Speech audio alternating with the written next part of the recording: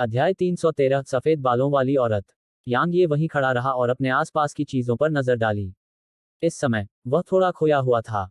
यह उसके रास्ते की वजह से नहीं था, बल्कि उसके दिल की वजह से था। यांग ये की जीवन भर की इच्छा वास्तव में बहुत सरल थी। वह थी अपने परिवार के साथ रहना, अपने परिवार को आराम से रहने देना और अपने परिवार के साथ हमेशा खुशी से रहना। दुनिया को नियंत्रित करने का अधिकार प्राप्त करना, सुंदरियों की संगति का आनंद लेते हुए शराब पीना, अनंत जीवन, प्रतिष्ठा। उसने इन सब के बारे में कभी नहीं सोचा था। हाँ, शुरू से ही उसने कभी ज्यादा कुछ नहीं चाहा था। वह बस एक साधारण जीवन जीना चाहता था। हालांकि यह साधारण इच्छा निस्संदेह यांग ये के लिए स्वर्ग पर चढ़ने जितनी ही कठिन थी। सौभाग्यवश वह यह सब बहुत पहले ही समझ चुका था। उसका दिल बस एक पल के लिए खो गया था। आखिरकार अब उसके पास सिर्फ एक ही विकल्प था, और वह था अपने हाथ में तलवार लेकर उन सभी को खत्म कर देना जो उसके सामान्य जीवन के रास्ते में खड़े थे। ऐसे कितने लोग हैं, यह बात अब उसके लिए मायने नहीं रखती थी। अब इस दुनिया में दो ही तरह के लोग थे, एक जो उसके प्रिय थे और दूसरे जो उसके शत्रु थे। उसे अपने प्रियजनों की रक्षा करनी थी, जबकि शत्रुओं का विनाश तो स्वाभाविक ही था। यदि पूरी दुनिया ही उसकी शत्रु होती, तो वह दुनिया में सभी का विनाश कर देता। बेशक इसके लिए पूर्व शर्त यह थी कि उसके पास इसे पूरा करने की ताकत हो। अब उसे ताकत हासिल करने के लिए कड़ी मेहनत करनी थी, क्योंकि वह तभी रक्षा और हत्या कर सकता था जब वह ताकतवर था। अन्यथा अगर उसके पास ताकत की कमी होती तो यह सब खोखली बातें होती। थोड़ी देर की हिचकिचाहट के बाद यांग ये ने अभी दक्षिणी क्षेत्र में वापस जाने का फैसला नहीं किया। भले ही वह फूल महल के हर एक सदस्य को खत्म करने के अलावा और कुछ नहीं चाहता था, लेकिन वह जानता था कि अगर वह वास्तव में अभी वहां गया तो न केवल वह अपनी मां को बचाने में असमर्थ होगा, बल्कि वह अपनी जान भी गंवा देगा। फूल महल ऐसा अस्तित्व नहीं था जिसके खिलाफ वह अभी जा सकता था। यांग ये ने अपने दाहिने हाथ की कटी हुई उंगली पर नजर डाली, और फिर उसने एक गहरी सांस ली और अपने दिल में उमड़ते और हिंसक हत्या के इरादे को दबा दिया, इससे पहले कि उसका चेहरा चमक उठे। वह तेजी से दक्षिण पश्चिम की ओर उड़ गया, क्योंकि उसका इरादा नौवें नर्क की ठंडी आंधी की तलाश में जाना था।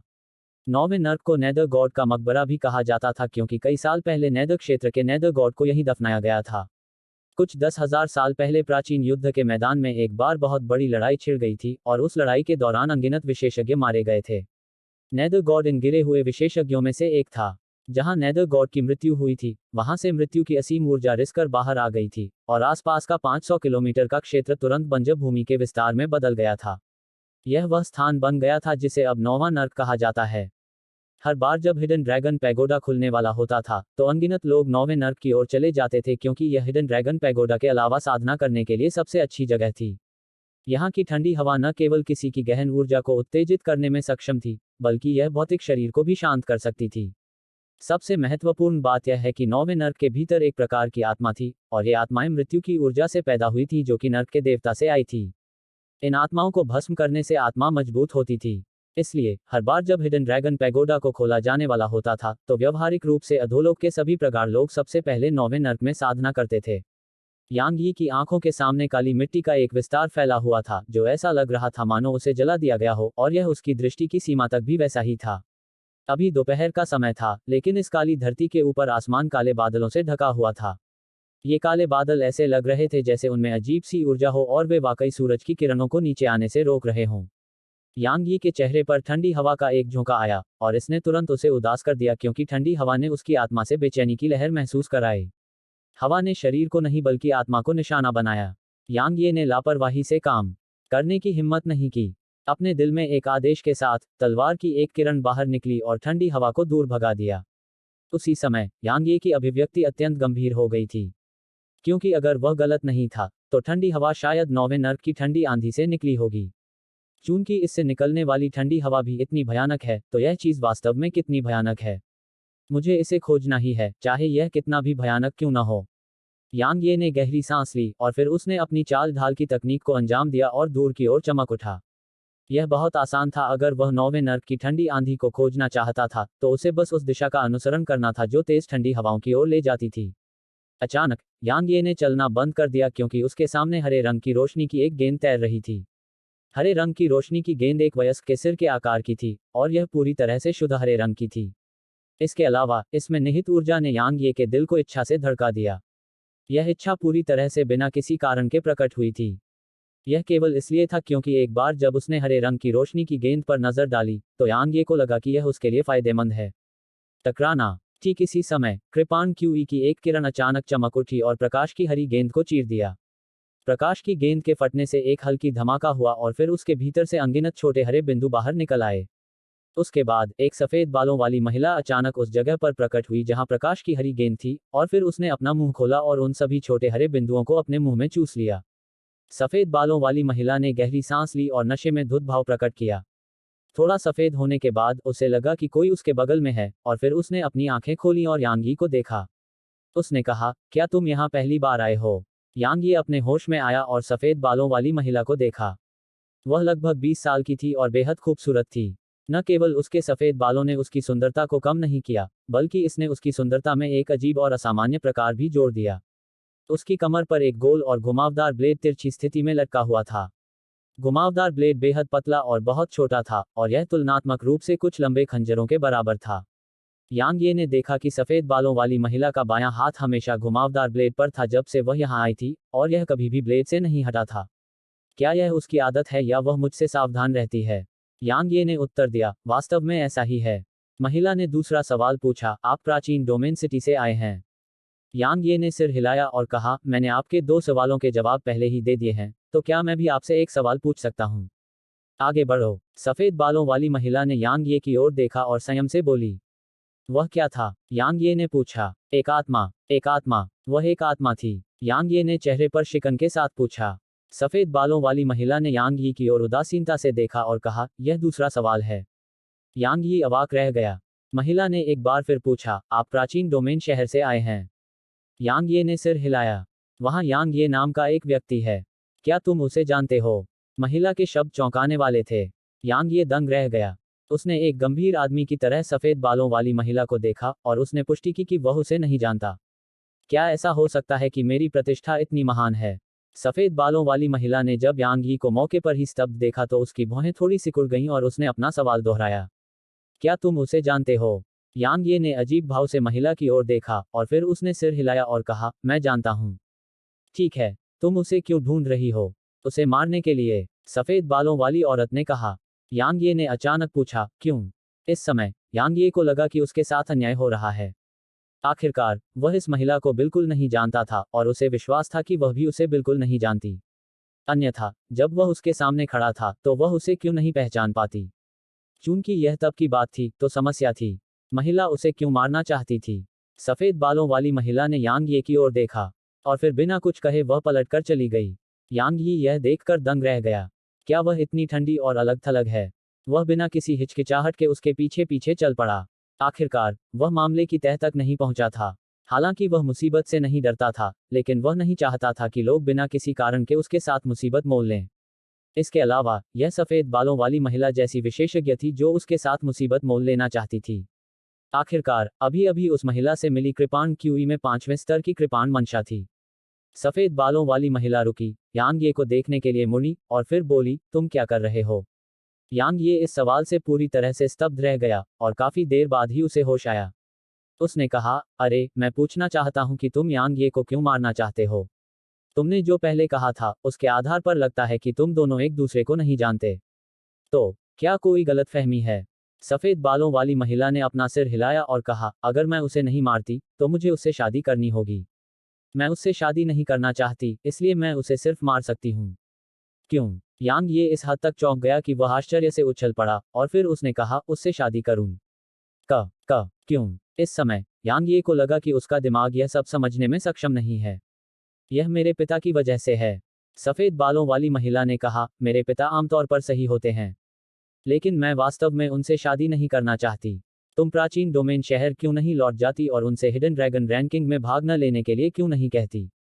उनसे कहो कि वे दक्षिणी क्षेत्र में वापस चले जाएं और प्राचीन डोमेन शहर में फिर कभी ना आए, ठीक है? यांग ये इससे और भी हैरान हो गया। उसने अपने सिर पर थप्पड़ मारा, और फिर उसने कहा, अरे, अब मैं थोड़ा समझ गया हूं। तुम यांग ये को मारना चाहते हो क्योंकि तुम्हारे पिता चाहते हैं कि तुम यांग ये से शादी करो। दूसरी ओर तुम यांग ये से शादी नहीं करना चाहते, इसलिए तुम उसे मारना चाहते हो, है ना? महिला ने सिर हिलाया। क्या मैं आपसे पूछ सकता हूं कि आपके पिता ने आपसे यांग ये से शादी करने के लिए क्यों कहा? इस समय यांग ये को समझ नहीं आ रहा था कि उसे हंसना चाहिए या रोना चाहिए, क्योंकि कोई वास्तव में अपनी बेटी की शादी उससे करवाना चाहता था। हे भगवान, वास्तव में कौन सा महान स्वामी इतना राजा है? सफेद बालों वाली महिला ने कहा, मुझे वास्तव में यांग ये से शादी करने की जरूरत नहीं है। मेरे पिता ने केवल इतना कहा कि मुझे इस पीढ़ी के तलवार सम्राट से शादी करनी है। यांग ये के पास पहले से ही 5वें स्तर की तलवार की मंशा और प्रबुद्ध तलवार दिल है, इसलिए। लेकिन क्या होगा अगर यांग ये तलवार सम्राट नहीं बन पाए? यांग ये ने कहा, क्या तुमने गलत व्यक्ति को नहीं मारा होगा? क्या तुम्हें ऐसा करने के लिए दोषी महसूस नहीं होगा? लेकिन उसके पास प्रबुद्ध तलवार हृदय है।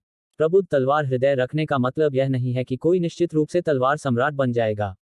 यांग ये ने उसे बीच में टोकते हुए कहा, क्या आपके पिता ने कहा था कि जिसके पास प्रबुद्ध तलवार हृदय है वह तलवार सम्राट है? उन्होंने शायद ऐसा नहीं कहा, है न?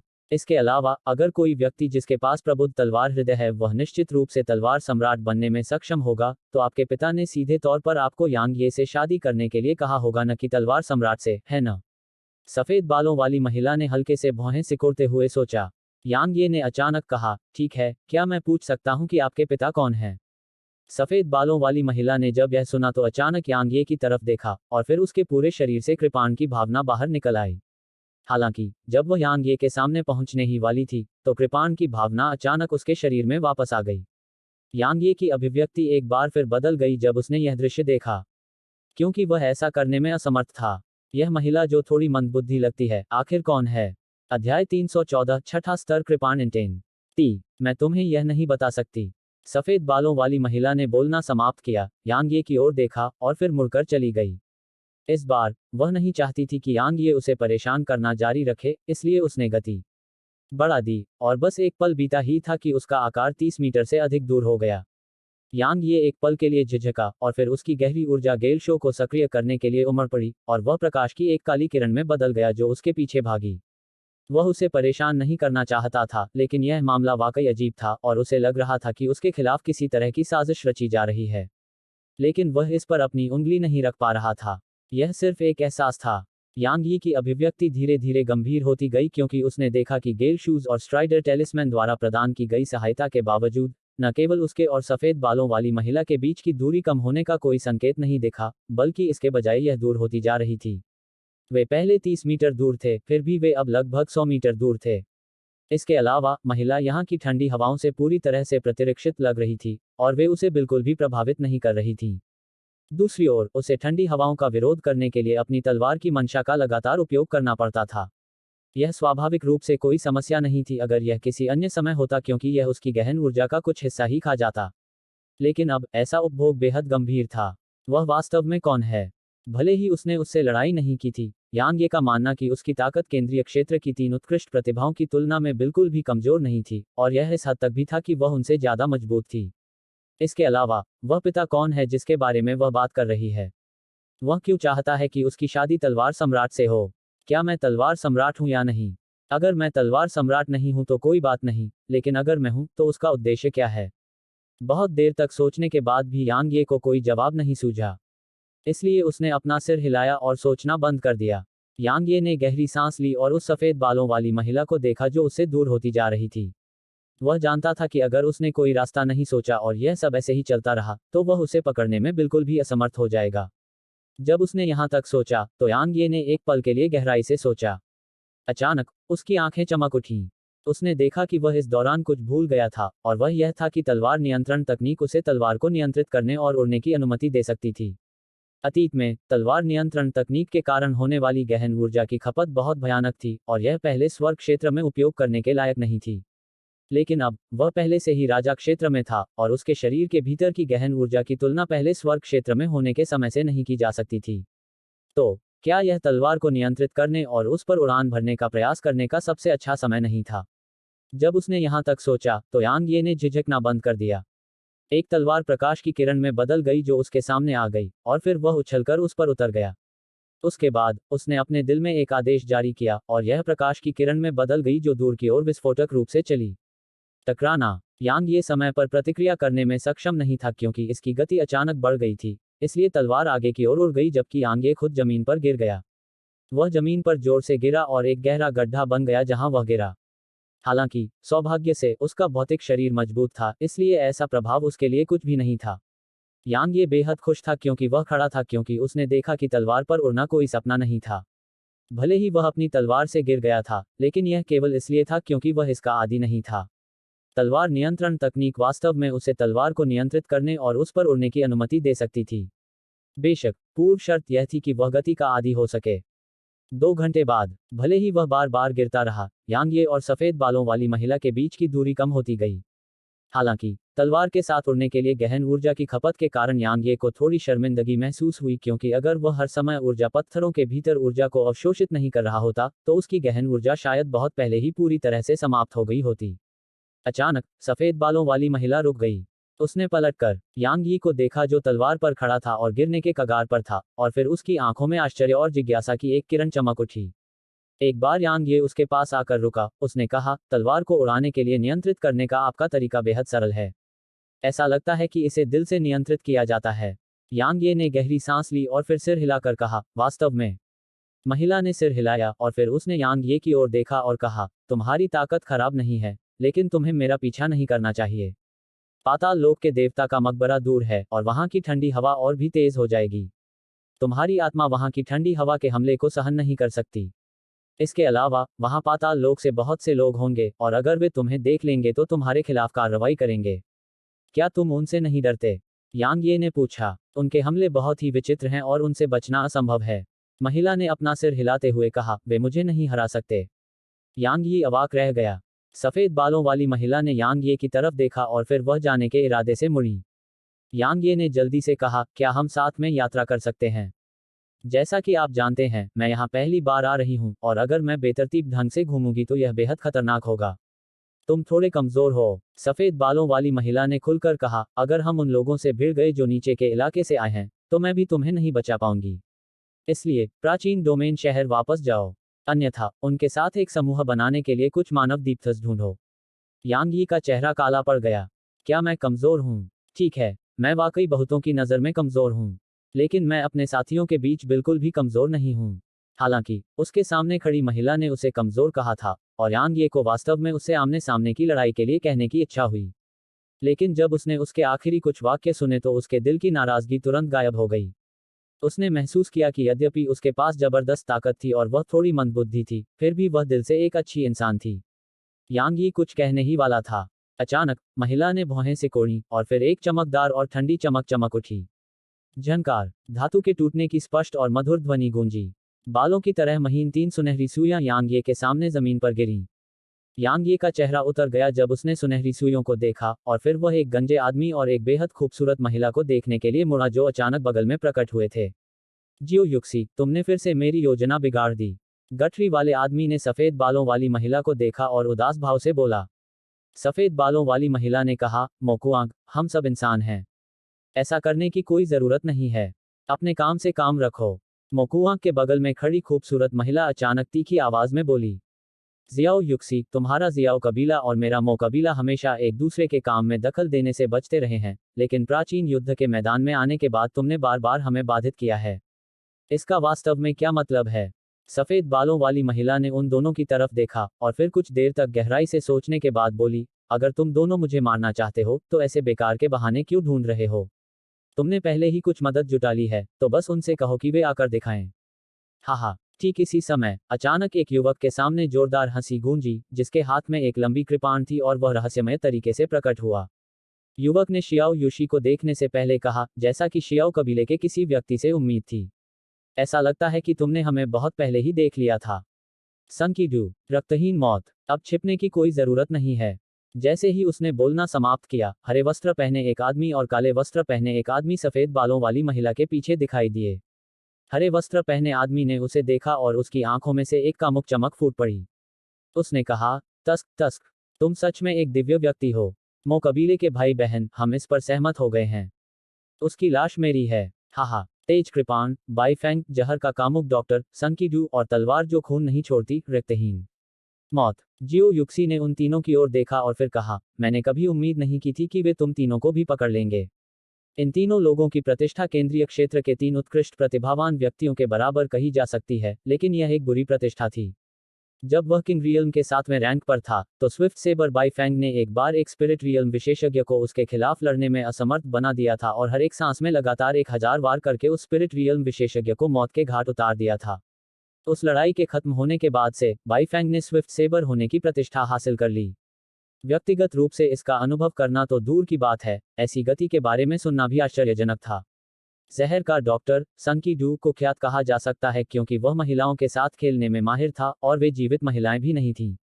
वे मर चुकी थीं। उसकी ताकत विशेष रूप से भयानक नहीं थी, लेकिन उसके रहस्यमय और पता न चलने वाले जहर के तरीकों ने दूसरों को उसके बारे में सुनकर ही डर से कांपने पर मजबूर कर दिया।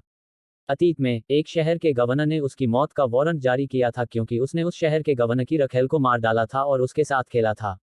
अपने गुस्से में उसने शहर की 10 लाख से ज्यादा की पूरी आबादी को जहर दे दिया। तब से वह लोगों की नजरों से ओझल हो गया और फिर कभी नहीं दिखा। बेशक वह गायब नहीं होना चाहता था, लेकिन कुछ असाधारण विशेषज्ञ उसके कार्यों से नाराज थे और उन्होंने उसका पीछा करने के लिए संयुक्त कार्रवाई की। इसलिए उसके पास गायब होने के अलावा कोई विकल्प नहीं था। जहां तक रक्तहीन मृत्यु का सवाल है, वह एक हत्यारा था। उसे हत्यारों की दुनिया में एक किंवदंती कहा जा सकता है, क्योंकि उसने केवल उन लक्ष्यों की हत्या की जो उसके साधना क्षेत्र से ऊपर थे।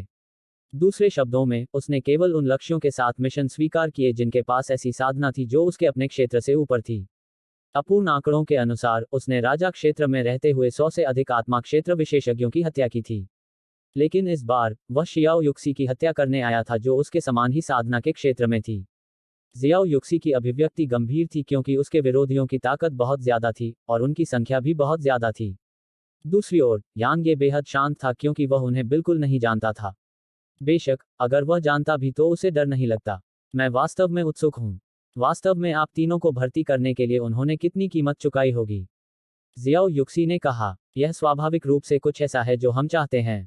बाईफैंग ने ठंडी हंसी में कहा, युवती जियो, हर कोई कहता है कि तुम महाद्वीप की भावी सेबर एक्साल्ट हो और मैं इससे बहुत नाखुश हूँ। इसलिए मैं तुमसे बहुत समय से लड़ना चाहता था और देखना चाहता था कि भविष्य का सेबर एक्साल्ट कौन है। अब मुझे आखिरकार मौका मिला है। बाईफैंग, मैंने तुम्हें उसके साथ खिताब के लिए प्रतिस्पर्धा करने के लिए नहीं रखा है। इस बीच मो कुआंग ने धीमी आवाज में कहा, मुझे पता है कि तुम घमंडी हो और सोचती हो कि तुम्हारी कृपाण तकनीक किसी से कम नहीं है। हालांकि मुझे तुम्हें बताना होगा कि उसका कृपाण इरादा 1 साल पहले ही 6ठे स्तर के शिखर पर था। अन्यथा क्या मैं तुम तीनों को काम पर रखने के लिए इतनी बड़ी कीमत चुकाता? मोकुआंग की बात सुनकर आसपास के सभी लोगों के चेहरे बदल गए। यहां तक कि यांग ये भी चौंक गया। यह दिखने में मंदबुद्धि महिला वास्तव में इतनी दुर्जेय है। 1 साल पहले उसकी कृपाण की मंशा 6ठे स्तर के शिखर पर थी। जब उसने यहां तक सोचा तो यांग ये को थोड़ी शर्मिंदगी महसूस हुई। कोई आश्चर्य नहीं कि उसने कहा कि मैं अभी थोड़ा कमजोर हूं। तो वह लापरवाही से नहीं बोल रही थी। उसे ऐसा कहने का अधिकार था। अध्याय 315 7वें स्तर का कृपाण इरादा। सर्वोच्च 6ठे स्तर का कृपाण इरादा।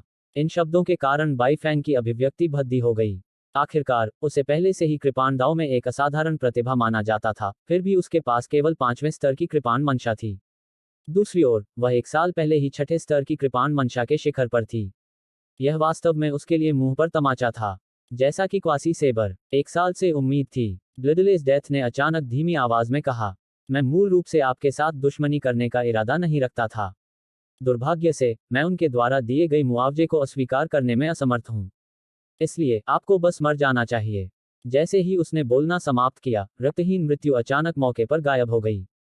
अगले ही पल वह शियाओ युशी के सामने प्रकट हो गया। हालांकि ठीक इसी क्षण एक ठंडी चमक चमक उठी।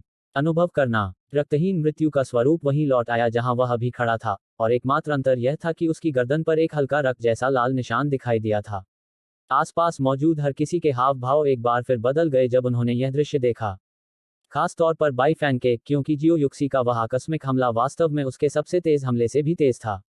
जियाओ युक्सी ने मो कबीले के भाई बहनों को देखा और फिर उसने यांग ये की ओर इशारा करते हुए कहा, यह दुश्मनी हमारे कबीलों के बीच है और इसका उससे कोई संबंध नहीं है। तो क्या आप उसे जाने दे सकते हैं? नहीं, ये शब्द बाईफैंग ने कहे थे। बाईफैंग ने उदास भाव प्रकट करते हुए कहा, सब लोग, अगर यह खबर फैल गई कि हम पांचों ने एक महिला के खिलाफ सेना में शामिल हो गए हैं, तो हम महाद्वीप में कैसे रह पाएंगे? इसलिए इस बच्चे को मरना ही होगा। वास्तव में सन की डू ने सहमति जताई। यह आदमी अपनी जान बचाकर नहीं जा सकता। अन्यथा अगर मो कबीले को पता चल गया तो हमें शायद अपनी बाकी की जिंदगी अंतहीन खोज का सामना करते हुए बितानी पड़ेगी। रक्तहीन मृत्यु ने कुछ नहीं कहा और वह बस यांग को देखता रहा। जियाओ युक्सी ने भौहें सिकोड़ी और फिर उसने यांग को देखा और कहा, तुम्हें इसमें घसीटने के लिए माफ करना। अगर मौका मिले तो भाग जाओ। तुम्हारे पास तलवार नियंत्रण की उस गहन तकनीक से भागने का अच्छा मौका है जो तुम्हारे पास है। यांग यी ने आश्चर्यचकित भाव से पूछा, आप उन सभी पांचों से अकेले ही लड़ने का इरादा रखते हैं? उनमें से हर एक राजा दायरे के शिखर पर था। इसके अलावा वे अस्तित्व थे जो युद्ध करने के लिए साधना के अपने दायरे को पार कर सकते थे। फिर भी यह महिला वास्तव में उन सभी पांचों से अकेले लड़ना चाहती थी।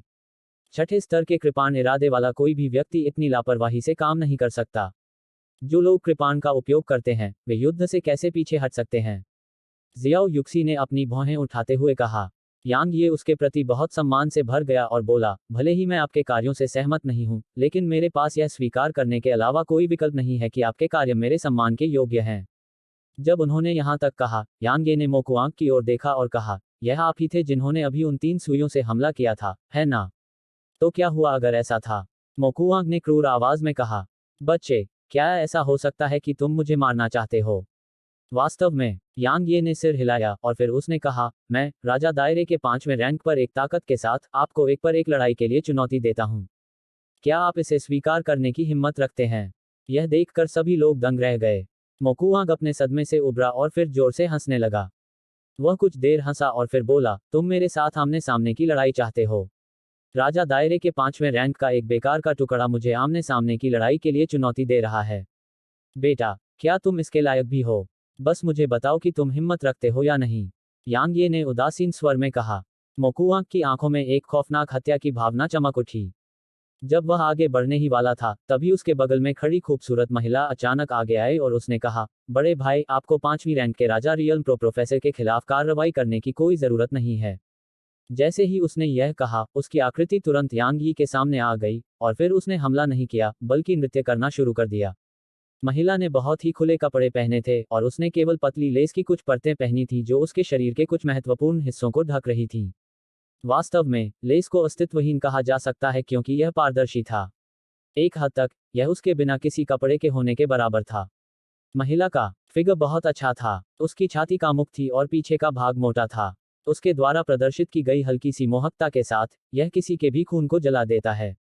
महिला का डांस बहुत ही हॉट था और उसने डांस करते हुए कुछ बेहद उत्तेजक मूव्स भी किए। इससे आसपास के सभी पुरुषों का खून जलने लगा। बेशक, यह कोई साधारण नृत्य नहीं था। जिस क्षण महिला ने नृत्य करना शुरू किया, यांग यी की आंखों के सामने का दृश्य बदल गया था। वहां एक आलीशान हॉल था जिसमें नग्न सुंदरियां थीं।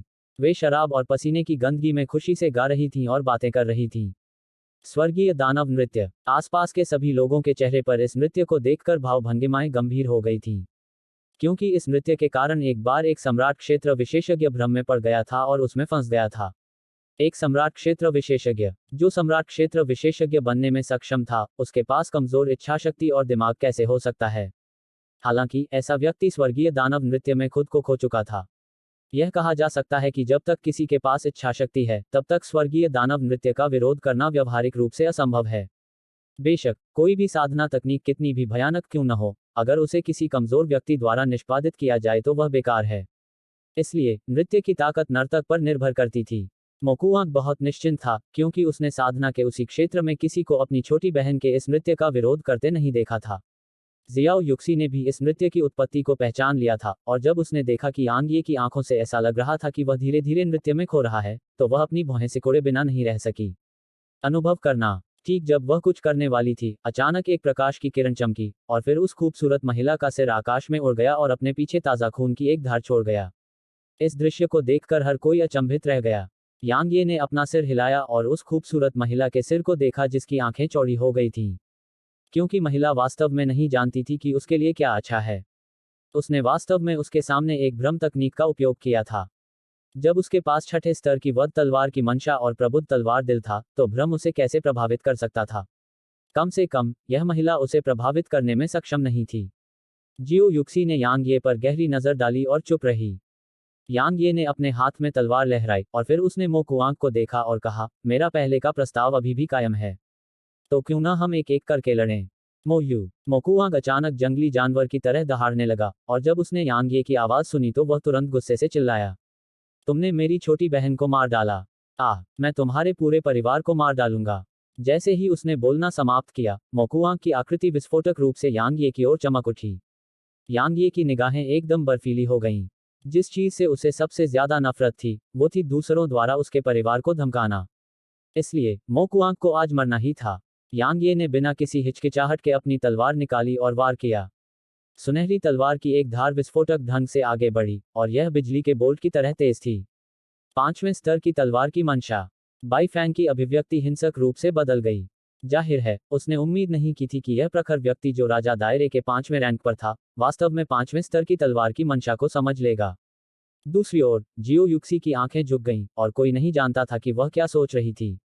जब उसने यह हमला देखा, तो मोकुआंग जो अभी अभी यांग ये के सामने आया था, अपने दिल में चकित रह गया। उसने जल्दी से अपना चेहरा रोका, और फिर उसने एक भयंकर चीख निकाली और यांग ये की सुनहरी तलवार क्यूई की ओर अपनी हथेली पटक दी। टकराना। एक बहुत बड़ा धमाका हुआ।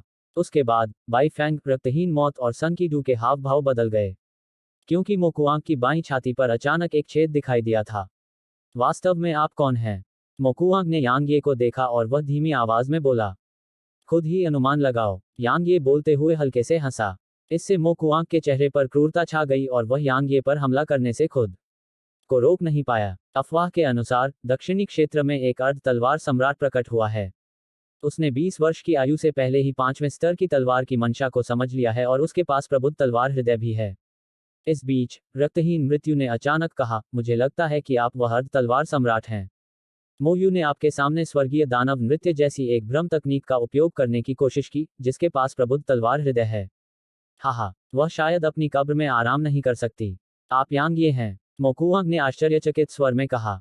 यांग ये ने उन सभी पर नजर डाली और फिर उसने कहा, वास्तव में मुझे परेशानी बिल्कुल पसंद नहीं है और मैं वास्तव में दूसरों की दुश्मनी में हस्तक्षेप नहीं करना चाहता था।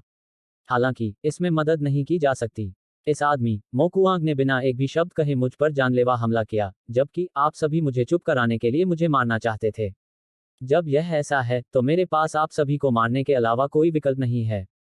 कितना घमंडी! बाई फैंग ने ठंडे स्वर में कहा, यांग ये, तुम खुद को क्या समझते हो? तुम एक जंगली इलाके से आए एक बेकार तलवार साधक हो। क्या तुम वाकई खुद को अजेय समझते हो? हम में से कौन युद्ध करने के लिए साधना के क्षेत्र को पार नहीं कर सकता? फिर भी तुम हमें मारने के लिए साधना की पंक्तियों को पार करने का इरादा रखते हो। तुम सच में सपना देख रहे हो? सन की डू ने ठहाका लगाया। तस्क तस्क, क्वासी स्वॉर्ड सम्राट और क्वासी सेबर एक साल्ट। वे वास्तव में एक साथ हैं। तस्क तस्क, एक बार जब मैं तुम दोनों को मार दूंगा, तो मैं निश्चित रूप से पूरे महाद्वीप में प्रसिद्ध हो जाऊंगा। हाहा, यांग ये ने कंधे उचका दिए, और फिर उसने शियाओ यूशी को देखा और कहा, चलो हम इस मामले को बाद में आपस में सुलझा लेंगे। चलो अभी के लिए हम सब मिलकर काम करते हैं, ठीक है? जियाओ युक्सी ने यांग ये की ओर देखा और फिर उसने कहा, ठीक है। एक साथ हमला करो। इस बीच मोकुआंग ने आदेश दिया। हाय! इस बीच यांग ये ने अचानक आह भरी और कहा, मैंने आप सभी से एक एक करके लड़ने के लिए कहा था, फिर भी आपने मना कर दिया और समूह लड़ाई पर जोर दिया। चूंकि यह ऐसा है, तो मैं पीछे नहीं हटूंगा। यहाँ आओ। जैसे ही उसने बोलना समाप्त किया, यांग ये ने अपना दाहिना हाथ लहराया और फिर 7 डाकबीस्ट तुरंत यहाँ प्रकट हुए। ओह! डाकबीस्ट्स ने एक साथ चिल्लाया, और मोकुआंग और अन्य लोगों को देखते हुए उनकी आंखों में एक भयंकर चमक दिखाई दी। वे खून के लिए असहनीय रूप से भूखे थे। जब उन्होंने यह दृश्य देखा, तो न केवल मोकुआंग और अन्य लोग हैरान थे, बल्कि यहाँ तक जियो युक्सी भी इससे हैरान थी। मार डालो! यांग ये ने आदेश देने में संकोच नहीं किया। जैसे ही उसने बोलना समाप्त किया, 7 शीर्ष राजा रैंक डाकबीस्ट्स ने मोकुआंग और अन्य पर हमला करने में संकोच नहीं किया। हाहा, मैं, सन की डू, आप सभी के साथ नहीं आऊंगा। हाहा, अचानक, सन की डू जोर से हंसा और फिर उसकी आकृति दूर की ओर चमक उठी। जब उसने यह सुना, तो मोकुआंग को इतना गुस्सा आया कि वह लगभग खून थूकने लगा। हालांकि, ठीक इसी समय, बाई फैंग ने अचानक कहा, भाई मो, मैं इस मामले में आपकी मदद करने में असमर्थ हूँ। मैं पहले जाऊंगा और मैं किसी और दिन भाई मो से माफी मांगूंगा। जैसे ही उसने बोलना समाप्त किया, बाई फैंग की आकृति दूर की ओर चमक उठी। मोकुआंग का चेहरा भद्दा हो गया, और फिर उसने रक्तहीन मौत की ओर देखा जो अकेली बची थी।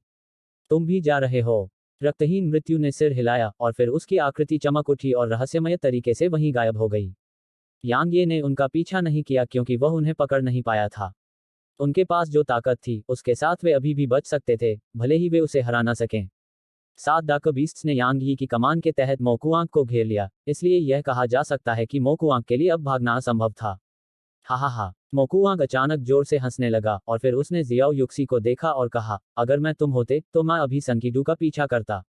तुम शायद अभी भी इसके बारे में नहीं जानते हो, है ना? उसने अभी अभी आते ही हवा में सोलेनचेंट पाउडर बिखेर दिया। युवती जियाओ, तुमने शायद सोलेनचेंट पाउडर के बारे में सुना होगा, है ना? हाहा। मोकुआंग की आवाज सुनकर जियाओ युक्सी के चेहरे के भाव बदल गए और फिर उसने अपनी आंखें थोड़ी सी बंद कर लीं। कुछ ही पलों के बाद अचानक उसकी आंखें खुल गईं और उसकी आंखों में एक भयानक हत्या की मंशा की किरण दिखाई दी जो कि भौतिक प्रतीत हो रही थी। उसने अपनी कृपाण निकाली और वार किया, और कृपाण की एक बर्फ जैसी सफेद धार अंतरिक्ष को चीरती हुई तुरंत मोकुआंग के सामने आ गई, इससे पहले कि वह उसकी छाती में घुस जाती। यांग ये की अभिव्यक्ति हिंसक रूप से बदल गई। मोकुआंग ने मरने से पहले अविश्वास के साथ धीरे से कहा, 7वें स्तर का कृपाण इरादा। अध्याय 316, मैं तुम्हारे साथ हूँ। अपनी कृपाण के एक ही वार से मोकुआंग को नष्ट करने के बाद जियाओ युक्सी की आकृति चमक उठी और एक सफेद छाया में बदल गई जो उस दिशा की ओर विस्फोटक रूप से चली गई जिस ओर संकीडू भाग गया था। उसकी गति बिजली के बोल्ट की तरह तेज थी, और जहां भी वह गुजरती थी वहां तीखी सीटियों की आवाजें गूंजती थीं। यांग ये ने अपने दाहिने हाथ से इशारा किया, और मोकुआंग और मोयू के हाथों पर स्थानिक छल्ले उसकी हथेली में उड़ गए। उसके बाद उसका चेहरा चमक उठा और उसने शियाओ युक्सी का पीछा किया। क्योंकि उसने देखा था कि जब वह जा रही थी तो उसका हाव भाव बहुत ही असामान्य था, और जब उसने इसे मोकुआंग द्वारा कही गई बातों से जोड़ा तो यांगे ने उसका तेजी से पीछा करने में संकोच नहीं किया। भले ही उसे नहीं पता था कि सोलेनचेंट पाउडर किस तरह का जहर है, क्योंकि यह जियाओ युक्सी को इतना बेचैन कर सकता था, तो यह निश्चित रूप से कोई साधारण जहर नहीं था। यांग ये और जियाओ युक्सी दोनों ही जहर हो सकते थे, इसलिए अगर वे अभी संकीडू का पीछा नहीं करते और उससे मारक दवा नहीं लेते तो बहुत देर हो चुकी होती। भले ही उसे अपने शरीर में कोई तकलीफ महसूस नहीं हुई, लेकिन उसने लापरवाही बरतने की हिम्मत नहीं की। यांग ये की गति को बहुत तेज कहा जा सकता है जब वह तलवार पर उड़ रहा था, और उसने जल्दी से शियाओ युशी को पकड़ लिया। हालांकि ऐसा करते समय उसकी अभिव्यक्ति एक बार फिर बदल गई, क्योंकि संकीडू शियाओ युक्सी के सामने दिल दहला देने वाली तीखी चीखें निकाल रहा था। इस समय उसके अंक काट दिए गए थे और शियाओ युक्सी अभी भी संकीडू पर अपनी कृपाण घुमा रही थी। उसकी घुमावदार कृपाण की हर एक लहर से संकीडू के शरीर से खून की धार फूट पड़ती थी, और कुछ ही सांसों से कम समय में संकीडू के शरीर पर कुछ हजार निशान बन गए जो बालों की तरह महीन थे। यांग ये ने शियाओ युक्सी की तरफ देखा और वह अपने दिल में चौंक गया। उसने कभी नहीं सोचा था कि यह महिला निर्दयता से काम करने के मामले में उससे बिल्कुल भी कम नहीं है। शियाओ युक्सी का हाथ एक पल के लिए रुक गया। उसने संकीडू को देखा जिसके पूरे चेहरे पर निशान थे, और फिर उसने धीमी आवाज में कहा, मारक औषधि। कोई मारक नहीं है, कुतिया। अगर तुम मार सको तो मुझे मार दो। आहे। एक ठंडी रोशनी चमक उठी। संकीडू की आंखें तुरंत लाल हो गईं। संकीडू ने तुरंत एक उन्मादी और तीखी चीख निकाली जब उसकी आंखें उसके कारण अंधी हो गईं, और फिर वह चिल्लाया, कुतिया, कुतिया, अगर तुम मार सकती हो तो मुझे मार डालो। मुझे मार डालो। जियाओ युक्सी की आंखों में ठंडी रोशनी की एक किरण चमक उठी, और फिर संकीडू के कान तुरंत उसके चेहरे से हट गए। यांग यी के मुंह के कोने इस दृश्य को देखकर फड़क उठे। कितनी दृढ़ निश्चयी महिला है। संकीडू से फिर से एक दिल दहला देने वाली और तीखी चीख निकली, और वह कुछ देर तक चिल्लाता रहा, फिर अचानक बोला, सोलेनचेंट पाउडर कुछ हजारों कामोद्दीपक और 100 से ज्यादा शक्तिशाली स्पिरिट जड़ी बूटियों के मिश्रण से बनाया गया है। दूसरे लिंग के किसी व्यक्ति के साथ यिन और यांग के आदान प्रदान के बिना इसका इलाज करना पूरी तरह से असंभव है। हाहा, मैडम जियाओ, तुम शुद्ध और बर्फ की तरह ठंडी हो, इसलिए तुमने शायद किसी पुरुष के साथ ऐसा नहीं किया है ना? हाहा, तुम्हें आज एक पुरुष का अनुभव मिलेगा। हाहा, अनुभव करना। संकीडू का सिर हवा में उड़ गया, जबकि उसके पीछे खून की एक धार छिड़क गई। संकीडू को मारने के बाद जियो युक्सी ने अपनी आंखें थोड़ी सी बंद कर लीं, जबकि उसके शरीर के भीतर गहन ऊर्जा हिंसक रूप से बढ़ी, और फिर अत्यंत भयंकर और तेज कृपाण इरादे की किस्में उसके शरीर के भीतर से विस्फोटक और लगातार बढ़ीं। यांग ये ने जब यह दृश्य देखा तो उसकी भौहें तन गईं। पहले उसका ध्यान संकीडू की दयनीय स्थिति पर गया था, इसलिए उसने शियाओ युक्सी पर कोई ध्यान नहीं दिया था। अब जब उसने देखा कि वह कैसी दिख रही थी, तो उसे आखिरकार एहसास हुआ कि वह बुरी हालत में थी, क्योंकि उसका चेहरा पूरी तरह से लाल हो गया था मानो वह आग की लपटों में जलने वाला हो, और उसका नाजुक शरीर वास्तव में हल्के से कांपने लगा था। क्या हुआ? यांग ये ने पूछा। यह सुनते ही जियाओ युक्सी ने तेजी से अपनी आंखें खोलीं, और फिर वह कुछ देर तक यांग ये को देखती रही, फिर उसने कहा, तुम ठीक हो? क्या मतलब है तुम्हारा? यांग ये थोड़ा चकित था।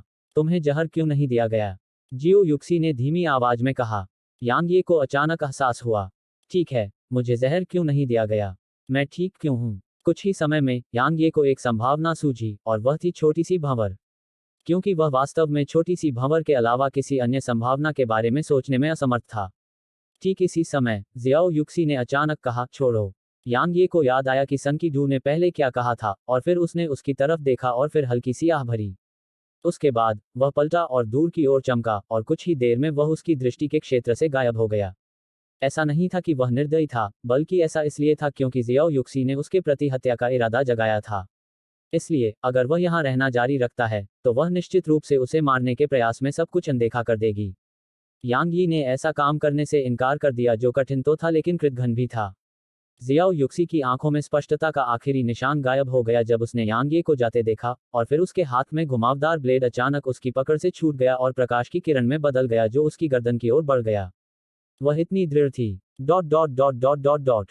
एक गुप्त गुफा में यांग ये ने अपना सिर हिलाया और शियाओ युशी को देखते हुए मुस्कुराया, और फिर उसने धीमी आवाज में कहा, मैंने कभी उम्मीद नहीं की थी कि मैं, यांग ये, एक दिन अच्छा आदमी बनूंगा। वह स्वाभाविक रूप से अभी नहीं गया था क्योंकि उसे शियाओ युक्सी के बारे में अच्छी धारणा थी। अगर उसके पास उसे बचाने की क्षमता नहीं होती तो भी ठीक रहता, लेकिन ऐसा हुआ कि उसने उसे बचा लिया। हमेशा की तरह एक और दुश्मन की तुलना में एक और दोस्त होना बेहतर था, खासकर जब यह प्राचीन युद्ध के मैदान में था और ऐसी परिस्थितियों में जहां कई लोग उसके प्रति शत्रुतापूर्ण थे। इसलिए एक दोस्त के रूप में एक और विशेषज्ञ का होना उसके लिए विशेष रूप से महत्वपूर्ण था। बेशक शर्त यह थी कि उस व्यक्ति के बारे में उसकी अच्छी धारणा हो, अन्यथा वह उसे नहीं बचाता और इसके बजाय स्थिति का फायदा उठाता। यांग ये ने अपना सिर हिलाया और फिर वह धीरे धीरे शियाओ युक्सी के पास गया और उसे लगा कि उसकी सांसें थम सी गई हैं, क्योंकि वह उसके चेहरे पर दर्द के भाव देख रहा था।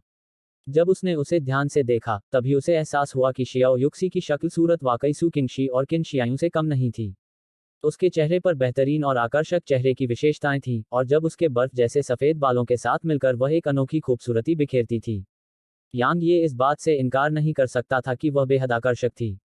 यांग ये ने अपने दिल में भावनाओं को दबा दिया इससे पहले कि वह धीरे से अपनी हथेली उसके पेट पर रखता, और फिर उसके शरीर के भीतर गहन ऊर्जा बढ़ गई, इससे पहले कि सुनहरे गहन ऊर्जा के धागे धीरे धीरे शियाओ युक्सी के शरीर में प्रवाहित होने लगे। 2 घंटे बाद शियाओ युशी ने धीरे से अपनी आंखें खोलीं। वह पहले तो दंग रह गई, फिर वह खड़ी हुई और जल्दी से खुद को देखने लगी। जब उसने देखा कि उसके कपड़े सही सलामत हैं तो उसने तुरंत राहत की सांस ली, और फिर उसने यांग ये को देखा जो जमीन पर क्रॉस लेग बैठा था और कहा, तुमने मुझे बचाया। यांग ये मुस्कुराया, और कौन हो सकता है, धन्यवाद। जियाओ युशी ने यांग ये की ओर देखा और फिर एक पल के लिए झिझकते हुए पूछा, तुमने मुझे कैसे बचाया? यह एक रहस्य है, यांग ये ने मुस्कुराते हुए कहा, यह मेरी एक गुप्त तकनीक है जिसके बारे में मैं आपको नहीं बता सकती। वैसे भी अब आप ठीक हैं और किसी ने आपका फायदा नहीं उठाया। क्या यह सबसे महत्वपूर्ण बात नहीं है? जियाओ युक्सी ने सिर हिलाया और फिर वह यांग ये के पास चली गई और उसके सामने पैर मोड़कर बैठ गई और फिर उसे घूरने लगी।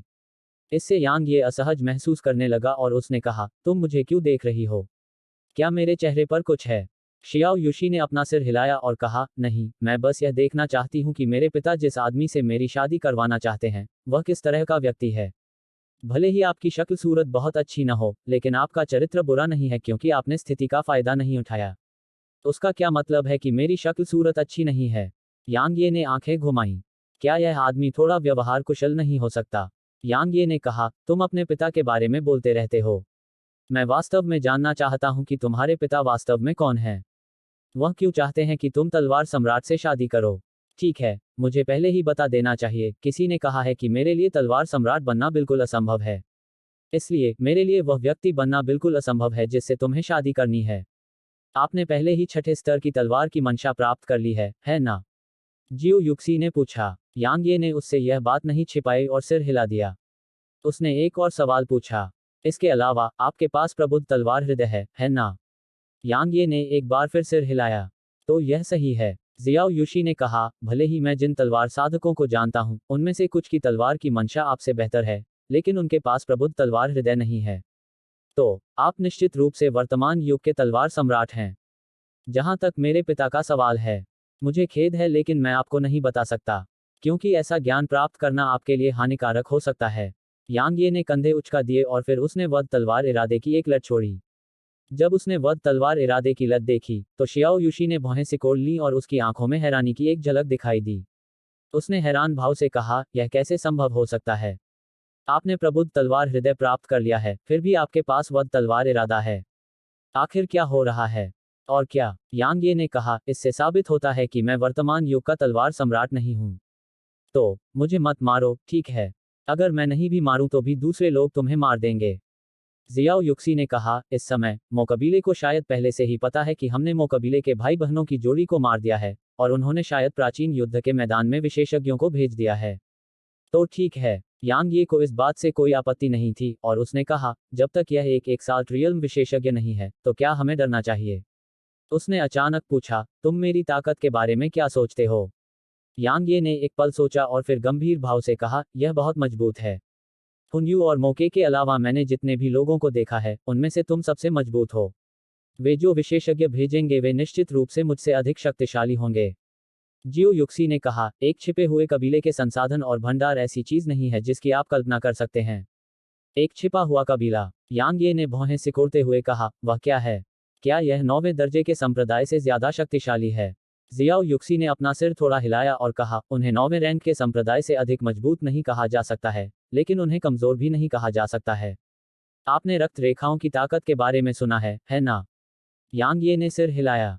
उसने स्वाभाविक रूप से इसके बारे में सुना था क्योंकि छोटे से साथी के पास यह था। छिपे हुए कबीले वे कबीले हैं जिनके पास संत क्षेत्र विशेषज्ञ की रक्तरेखा होती है। जियाओ युक्सी ने भारी आवाज में कहा, संत क्षेत्र प्राप्त करने वाले सभी विशेषज्ञों की रक्तरेखा में परिवर्तन होगा, और इसमें एक विशेष क्षमता होगी जो रहस्यमय और अथाह है। इसके अलावा उनके वंशज आम लोगों की तुलना में बहुत तेजी से साधना करने में सक्षम होंगे। यदि दोनों के पास समान स्तर की प्राकृतिक प्रतिभा है, तो ऐसी रक्तरेखा वाले लोग 1 महीने में वह हासिल कर पाएंगे जो दूसरे को हासिल करने में 1 साल लगेगा। तो फिर वे इतने कमजोर क्यों थे? यांग ये हैरान था। देखो, मैंने अपनी तलवार के एक ही वार से उसे तुरंत खत्म कर दिया, जबकि तुमने मोकुआंग के साथ भी ऐसा ही किया। उनका वंश बहुत मजबूत नहीं लगता। जियाओ युक्सी की पलकें झपक गईं, और फिर उसने कहा, वे लापरवाह थे और वे मो कबीले के सीधे वंशज नहीं थे। इसलिए उनके पास जो रक्तरेखा थी वह शुद्ध नहीं थी। अन्यथा यह इस हद तक नहीं होता कि वे अपनी जन्मजात दिव्य क्षमता को भी नहीं समझ पाते।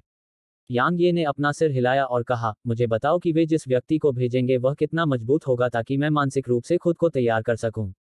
आपको चिंता करने की जरूरत नहीं है क्योंकि मैं आपके साथ रहूंगी। जियो युक्सी ने यांग ये की ओर देखा और धीरे से बोली। यांग ये वहीं पर दंग रह गया। अध्याय 317 अंत तक कत्लेआम। जियाओ युशी को लगा कि उसके शब्दों की अलग तरह से व्याख्या की जा सकती है, और उसने तुरंत थोड़ा असहज भाव प्रकट किया, फिर उसने अपना सिर एक तरफ घुमा लिया। थोड़ी देर बाद और ठीक जब उनके बीच का माहौल थोड़ा शर्मनाक हो गया, तो उसने कहा, मो कबीले के मो किंग्यू को हराने की बहुत संभावना है। अगर तुम अकेले हो और उसका सामना करते हो तो तुम्हें उससे बिल्कुल नहीं लड़ना चाहिए।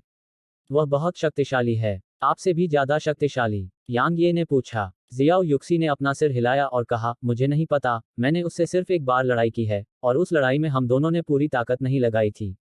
इसलिए मुझे भी नहीं पता कि वह कितनी ताकतवर है। ठीक है, वह तलवार का भी इस्तेमाल करती है, और पिछले साल उसने तलवार की मंशा के 7वें स्तर का शिखर हासिल किया था।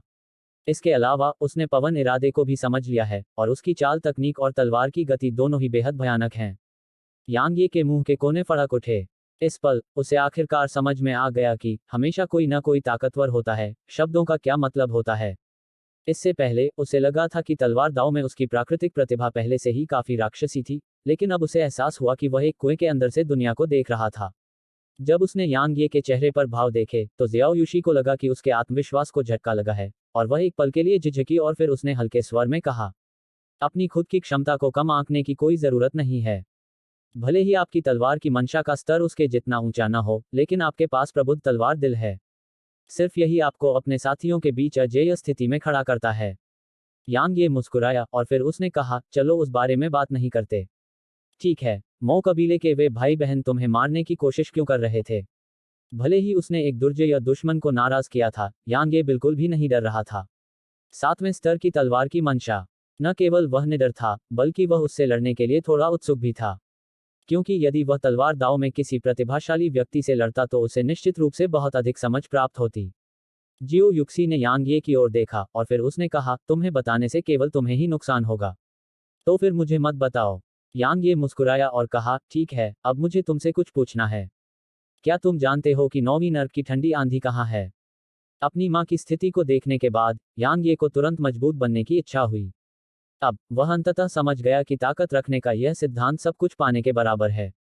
अब वह केवल मजबूत बनना चाहता था। जियाओ युक्सी ने भौहें सिकोड़ते हुए कहा, तुम्हें इसके बारे में कैसे पता चला? यांग ये ने कहा, स्वाभाविक रूप से मेरे अपने तरीके हैं। बस मुझे बताइए कि क्या आप इसके बारे में जानते हैं या नहीं। जियाओ युक्सी कुछ देर के लिए चुप हो गई, फिर उसने कहा, यह नीचे के देवता की कब्र के भीतर होना चाहिए क्योंकि सभी ठंडी हवा कब्र के भीतर से आती है। जब वह यहाँ तक बोली तो उसने यांग यी को देखा और गंभीर भाव से कहा, तुम इसे प्राप्त करने के बारे में नहीं सोच रहे होगे, है ना? यांग ये ने उससे अपने इरादे नहीं छिपाए और उसने सिर हिलाकर कहा, मुझे इसकी जरूरत है। शियाओ युशी ने गंभीरता से कहा, तुम मर जाओगे। नौवां नरक ठंडा तूफान अत्यधिक यिन और ठंडे गुणों का एक प्राकृतिक खजाना है। यह न केवल शरीर के लिए घातक है, बल्कि यह आत्मा पर भी प्रहार करता है। इसे वश में करना तुम्हारे लिए बिल्कुल असंभव है। नहीं, यह कहा जाना चाहिए कि तुम इसके करीब पहुंचने में पूरी तरह से असमर्थ हो। यांग ये मुस्कुराई और बोली, मुझे कोशिश करनी होगी, नहीं तो मैं कभी संतुष्ट नहीं हो पाऊंगी। जियाओ युक्सी ने भौहें सिकोड़ते हुए पूछा, चाहे कुछ भी हो जाए, तुम पीछे नहीं हटोगे? यांग ये ने सिर हिलाया। जियाओ युक्सी, तो फिर हम साथ चलेंगे। यांग यी दंग रह गया और फिर उसने हैरान भाव से पूछा, क्यों? क्योंकि तुम पाताल लोक के देवता की कब्र का रास्ता नहीं जानते हो। उसने यांग ये की ओर देखा और फिर वह खड़ी हुई और धीरे धीरे गुफा से बाहर चली गई। यांग यी वहीं दंग रह गया। यह कैसा कारण है? इसके बाद उसने अपना सिर हिलाया और मुस्कुराया, फिर वह उसके पीछे चला गया। जैसे ही वे गुफा से बाहर निकले, यांग ये एक बार फिर दंग रह गया क्योंकि गुफा के बाहर लगभग 100 मानव दीप शिक्षक एकत्र हो गए थे। सिर्फ वे ही नहीं थे, शैतान जाति के 30 से ज्यादा युवा भी थे। इसके अलावा जमीन पर कुछ दर्जन लाशें भी थीं। उनमें शैतान जाति के कुछ युवाओं की लाशें भी थीं, लेकिन ज्यादातर इंसान थे। यांग ये और शियाओ युक्सी को देखते ही शैतान जाति के उन युवकों के हाव भाव तुरंत बदल गए थे। वे शियाओ युक्सी को नहीं जानते थे, लेकिन यांग ये को जानते थे। वह ऐसा व्यक्ति था जो अपने बड़े भाई से लड़ सकता था। भले ही वे इंसानों को नीची नज़र से देखते थे, लेकिन उनके जैसे घमंडी लोगों के पास भी यह स्वीकार करने के अलावा कोई विकल्प नहीं था कि वे यांग ये के बिल्कुल भी मुकाबले में नहीं थे। दूसरी ओर मानव गूढ़ व्यक्ति प्रसन्न थे, क्योंकि यांग यी के रहते शैतान जाति के युवकों को डरने की कोई आवश्यकता नहीं थी। यांग ये ने शियाओ युशी से पूछा, क्या हो रहा है?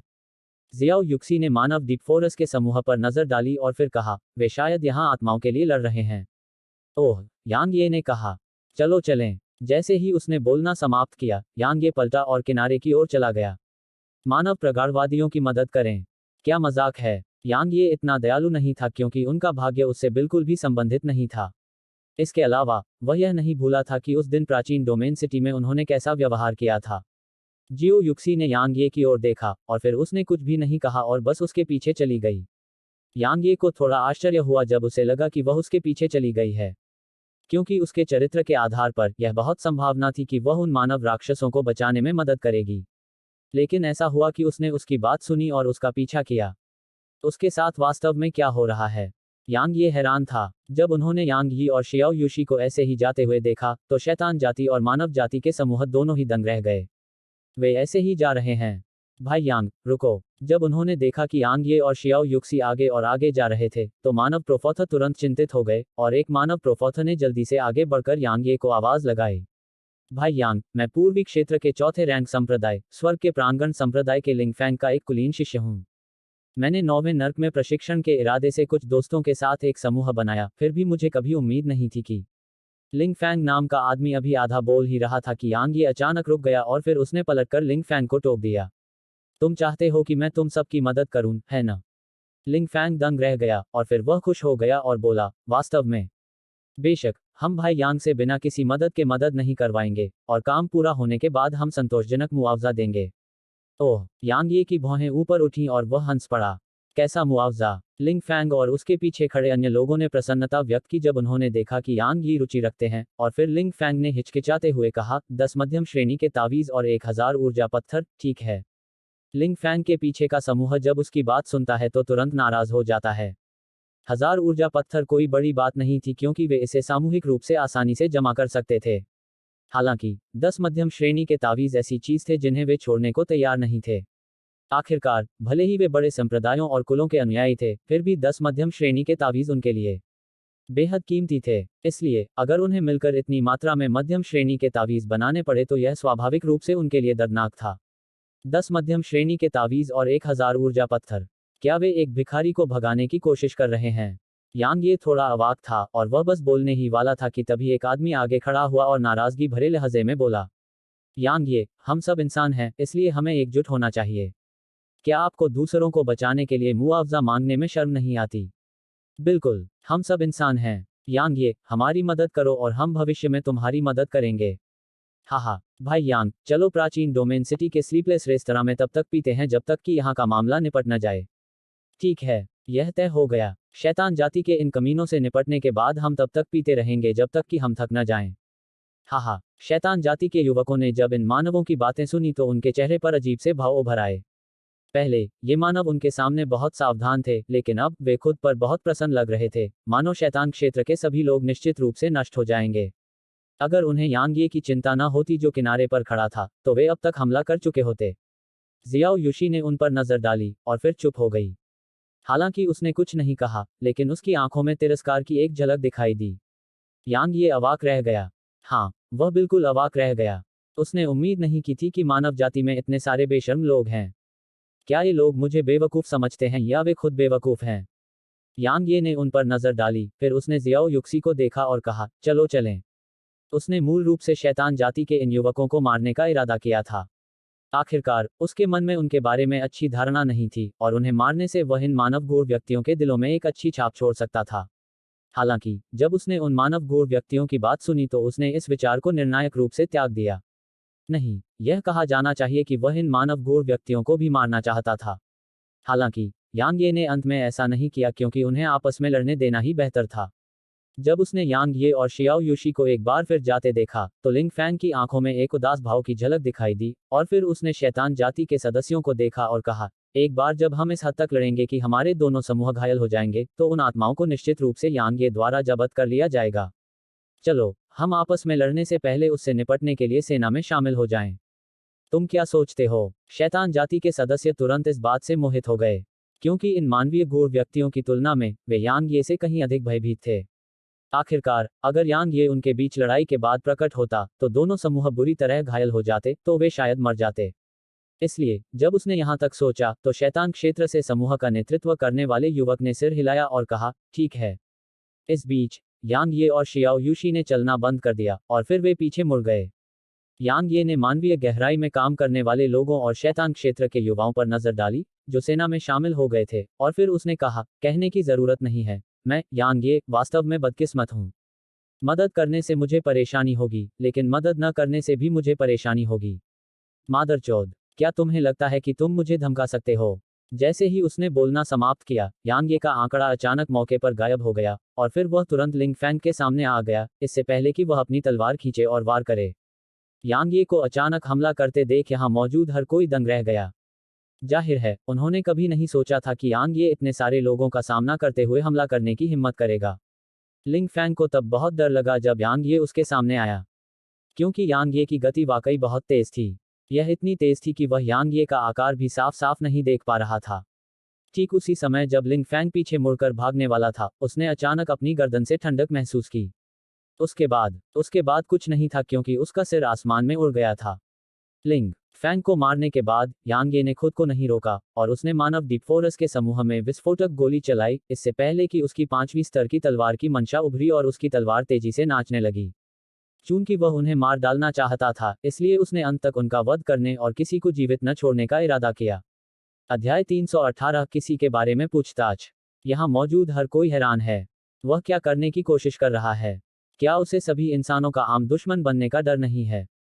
उनके पास इस सवाल पर विचार करने का समय नहीं था क्योंकि यांग यी की तलवार इधर उधर नाच रही थी, और 30 से ज्यादा डीपॉफर्स के सिर कुछ ही सांसों में उनके शरीर से अलग हो गए थे। इनमें से हर एक डीपॉफर्स को उसकी तलवार के एक ही वार से सीधे नष्ट कर दिया गया था। उनमें से 30 से ज्यादा लोगों को मार डालने के बाद, मानव डीपफोर्स अपने सदमे से उबर गए, और फिर वे तुरंत पागलों की तरह आसपास की ओर भाग गए। उन्होंने लड़ने का विकल्प नहीं चुना क्योंकि यांग यी इस समय मौत के अजेय देवता की तरह थे, और उनकी तलवार के हर एक झटके से एक जीवन प्राप्त होता था।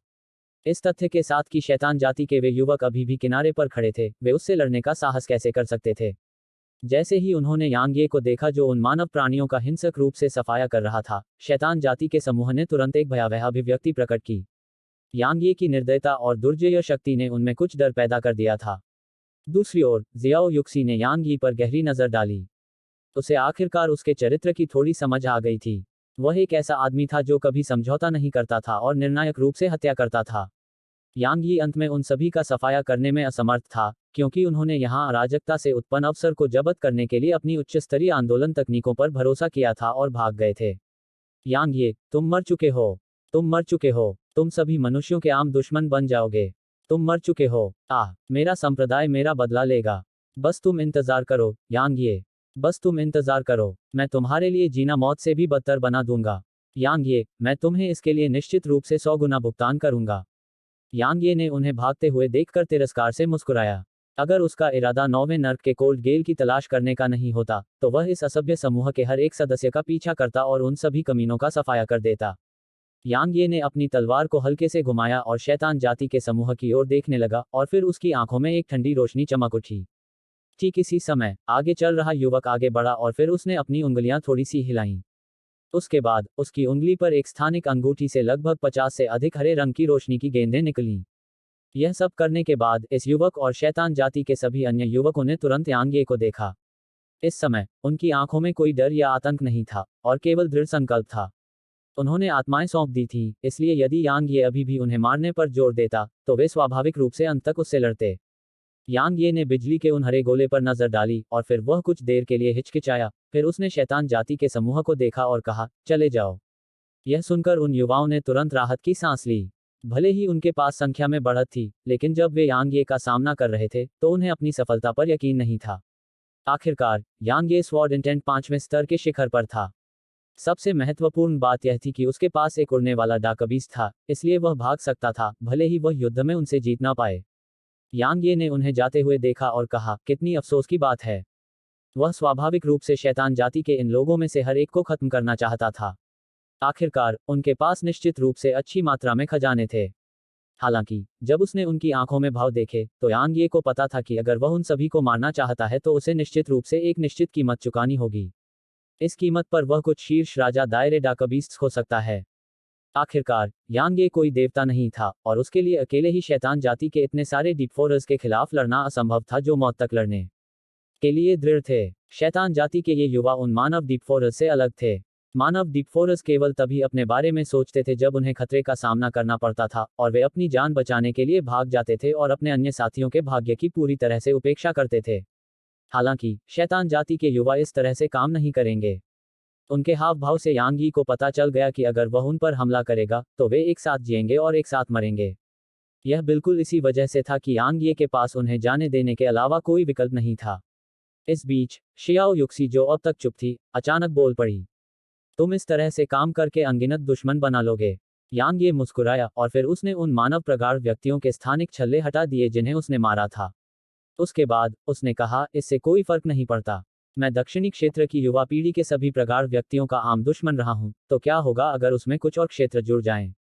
जियो युक्सी ने एक पल के लिए गहराई से सोचा, और फिर उसने यांग ये की ओर देखा और कहा, अब मुझे लगता है कि आपके लिए तलवार सम्राट बनना असंभव है, क्योंकि तलवार सम्राट सभी का आम दुश्मन नहीं बन जाएगा। इससे कोई फर्क नहीं पड़ता। यांग ये ने मुस्कुराते हुए कहा, मैंने कभी तलवार सम्राट बनने के बारे में नहीं सोचा था। जो व्यक्ति उस पद को चाहता है, वह इसे ले सकता है। जियो युक्सी ने यांग ये की ओर देखा, और फिर वह चुप हो गई। यांग ये ने उस पर और ध्यान नहीं दिया। वर्तमान में उसके पास करने के लिए कुछ और भी महत्वपूर्ण काम था, और वह था युद्ध से अपनी लूट को देखना। उसने मो कबीले और सनकी-डू के उन भाई बहनों के स्थानिक छल्लों पर एक नज़र भी नहीं डाली थी। इन मानव गहनों के स्थानिक छल्लों के साथ आज उसके लाभ को बहुत प्रचुर कहा जा सकता है।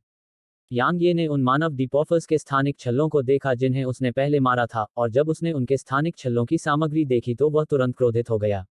पता चला कि उनके स्थानिक छल्लों में 10,000 से ज्यादा ऊर्जा पत्थर, 4 उच्च श्रेणी के तावीज और सैकड़ों मध्यम श्रेणी के तावीज थे। इसलिए उन्होंने पहले जो मुआवजा दिया था वह वास्तव में एक भिखारी को सिक्के फेंकने जैसा था। इसके अलावा वे ऐसा करने को भी तैयार नहीं थे। सौभाग्य से मैंने उन बेवकूफ़ों की मदद नहीं की, अन्यथा मैं असली बेवकूफ़ होता। यांग ये ने अपना सिर हिलाया, और फिर उसकी नज़र सनकी-डू और मो कबीले के भाई बहनों के स्थानिक छल्लों पर पड़ी।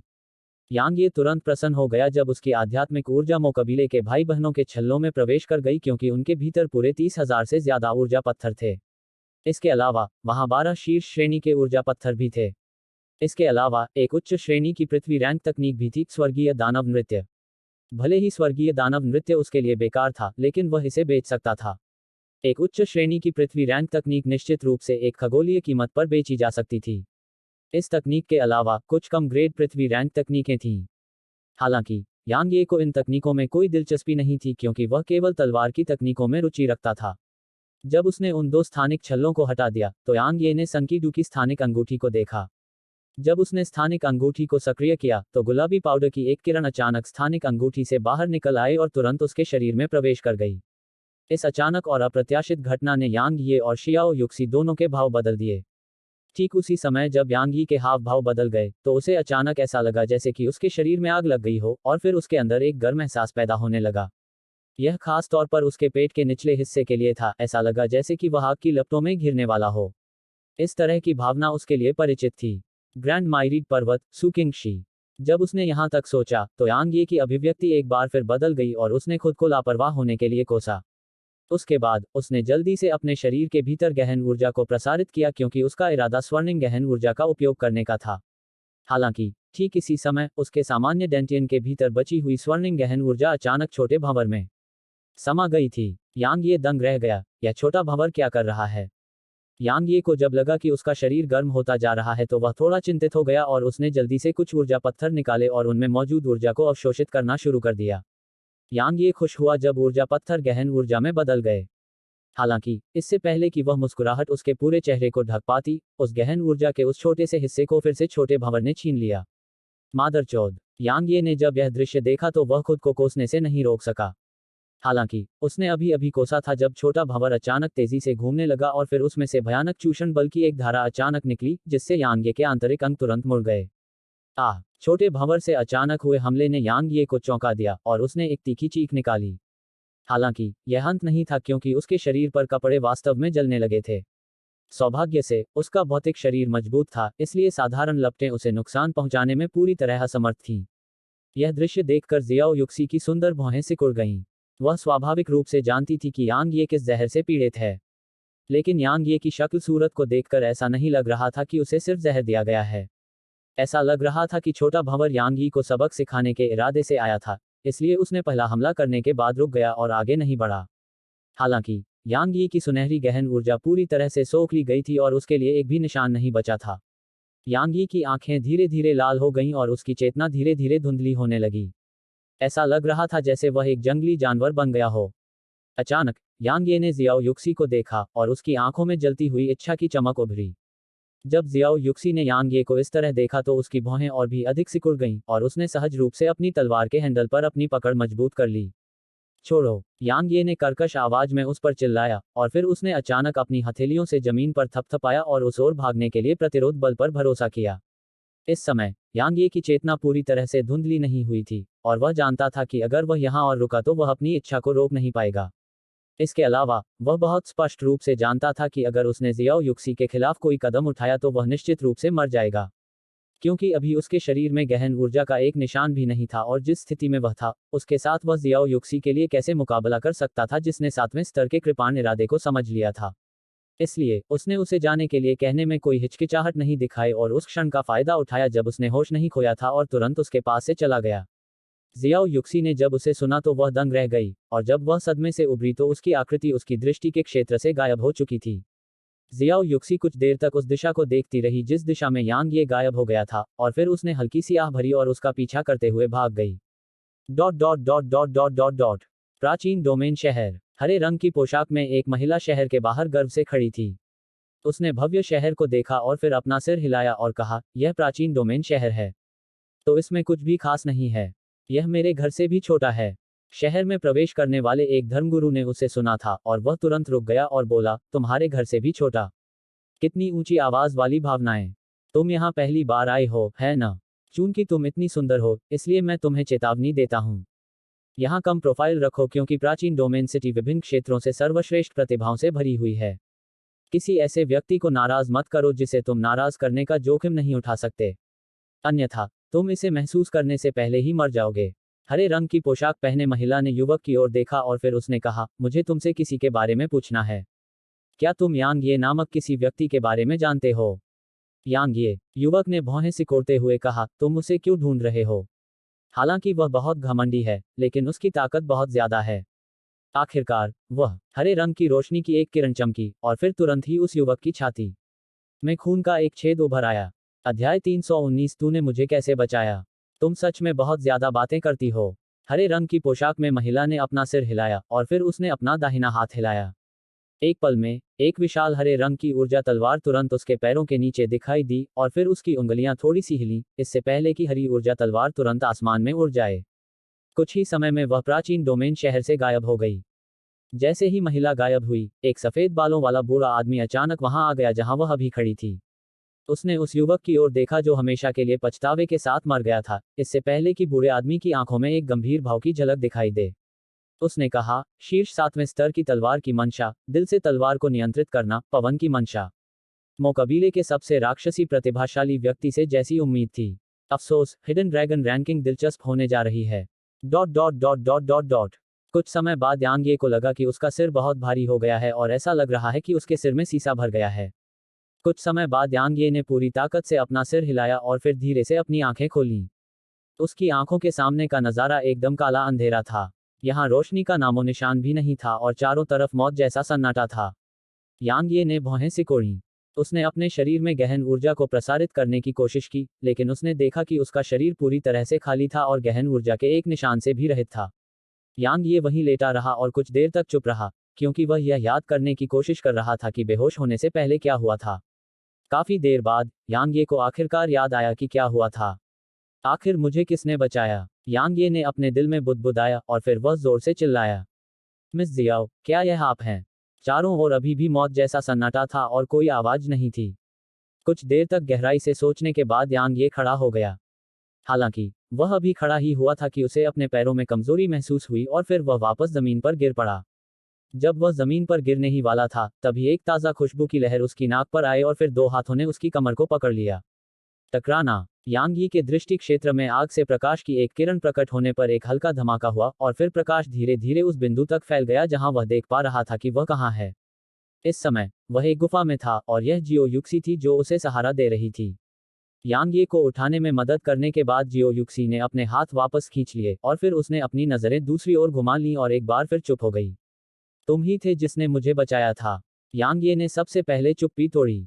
जियो युक्सी ने उसे कोई जवाब नहीं दिया और इससे यांग ये थोड़ी शर्मनाक स्थिति में आ गई।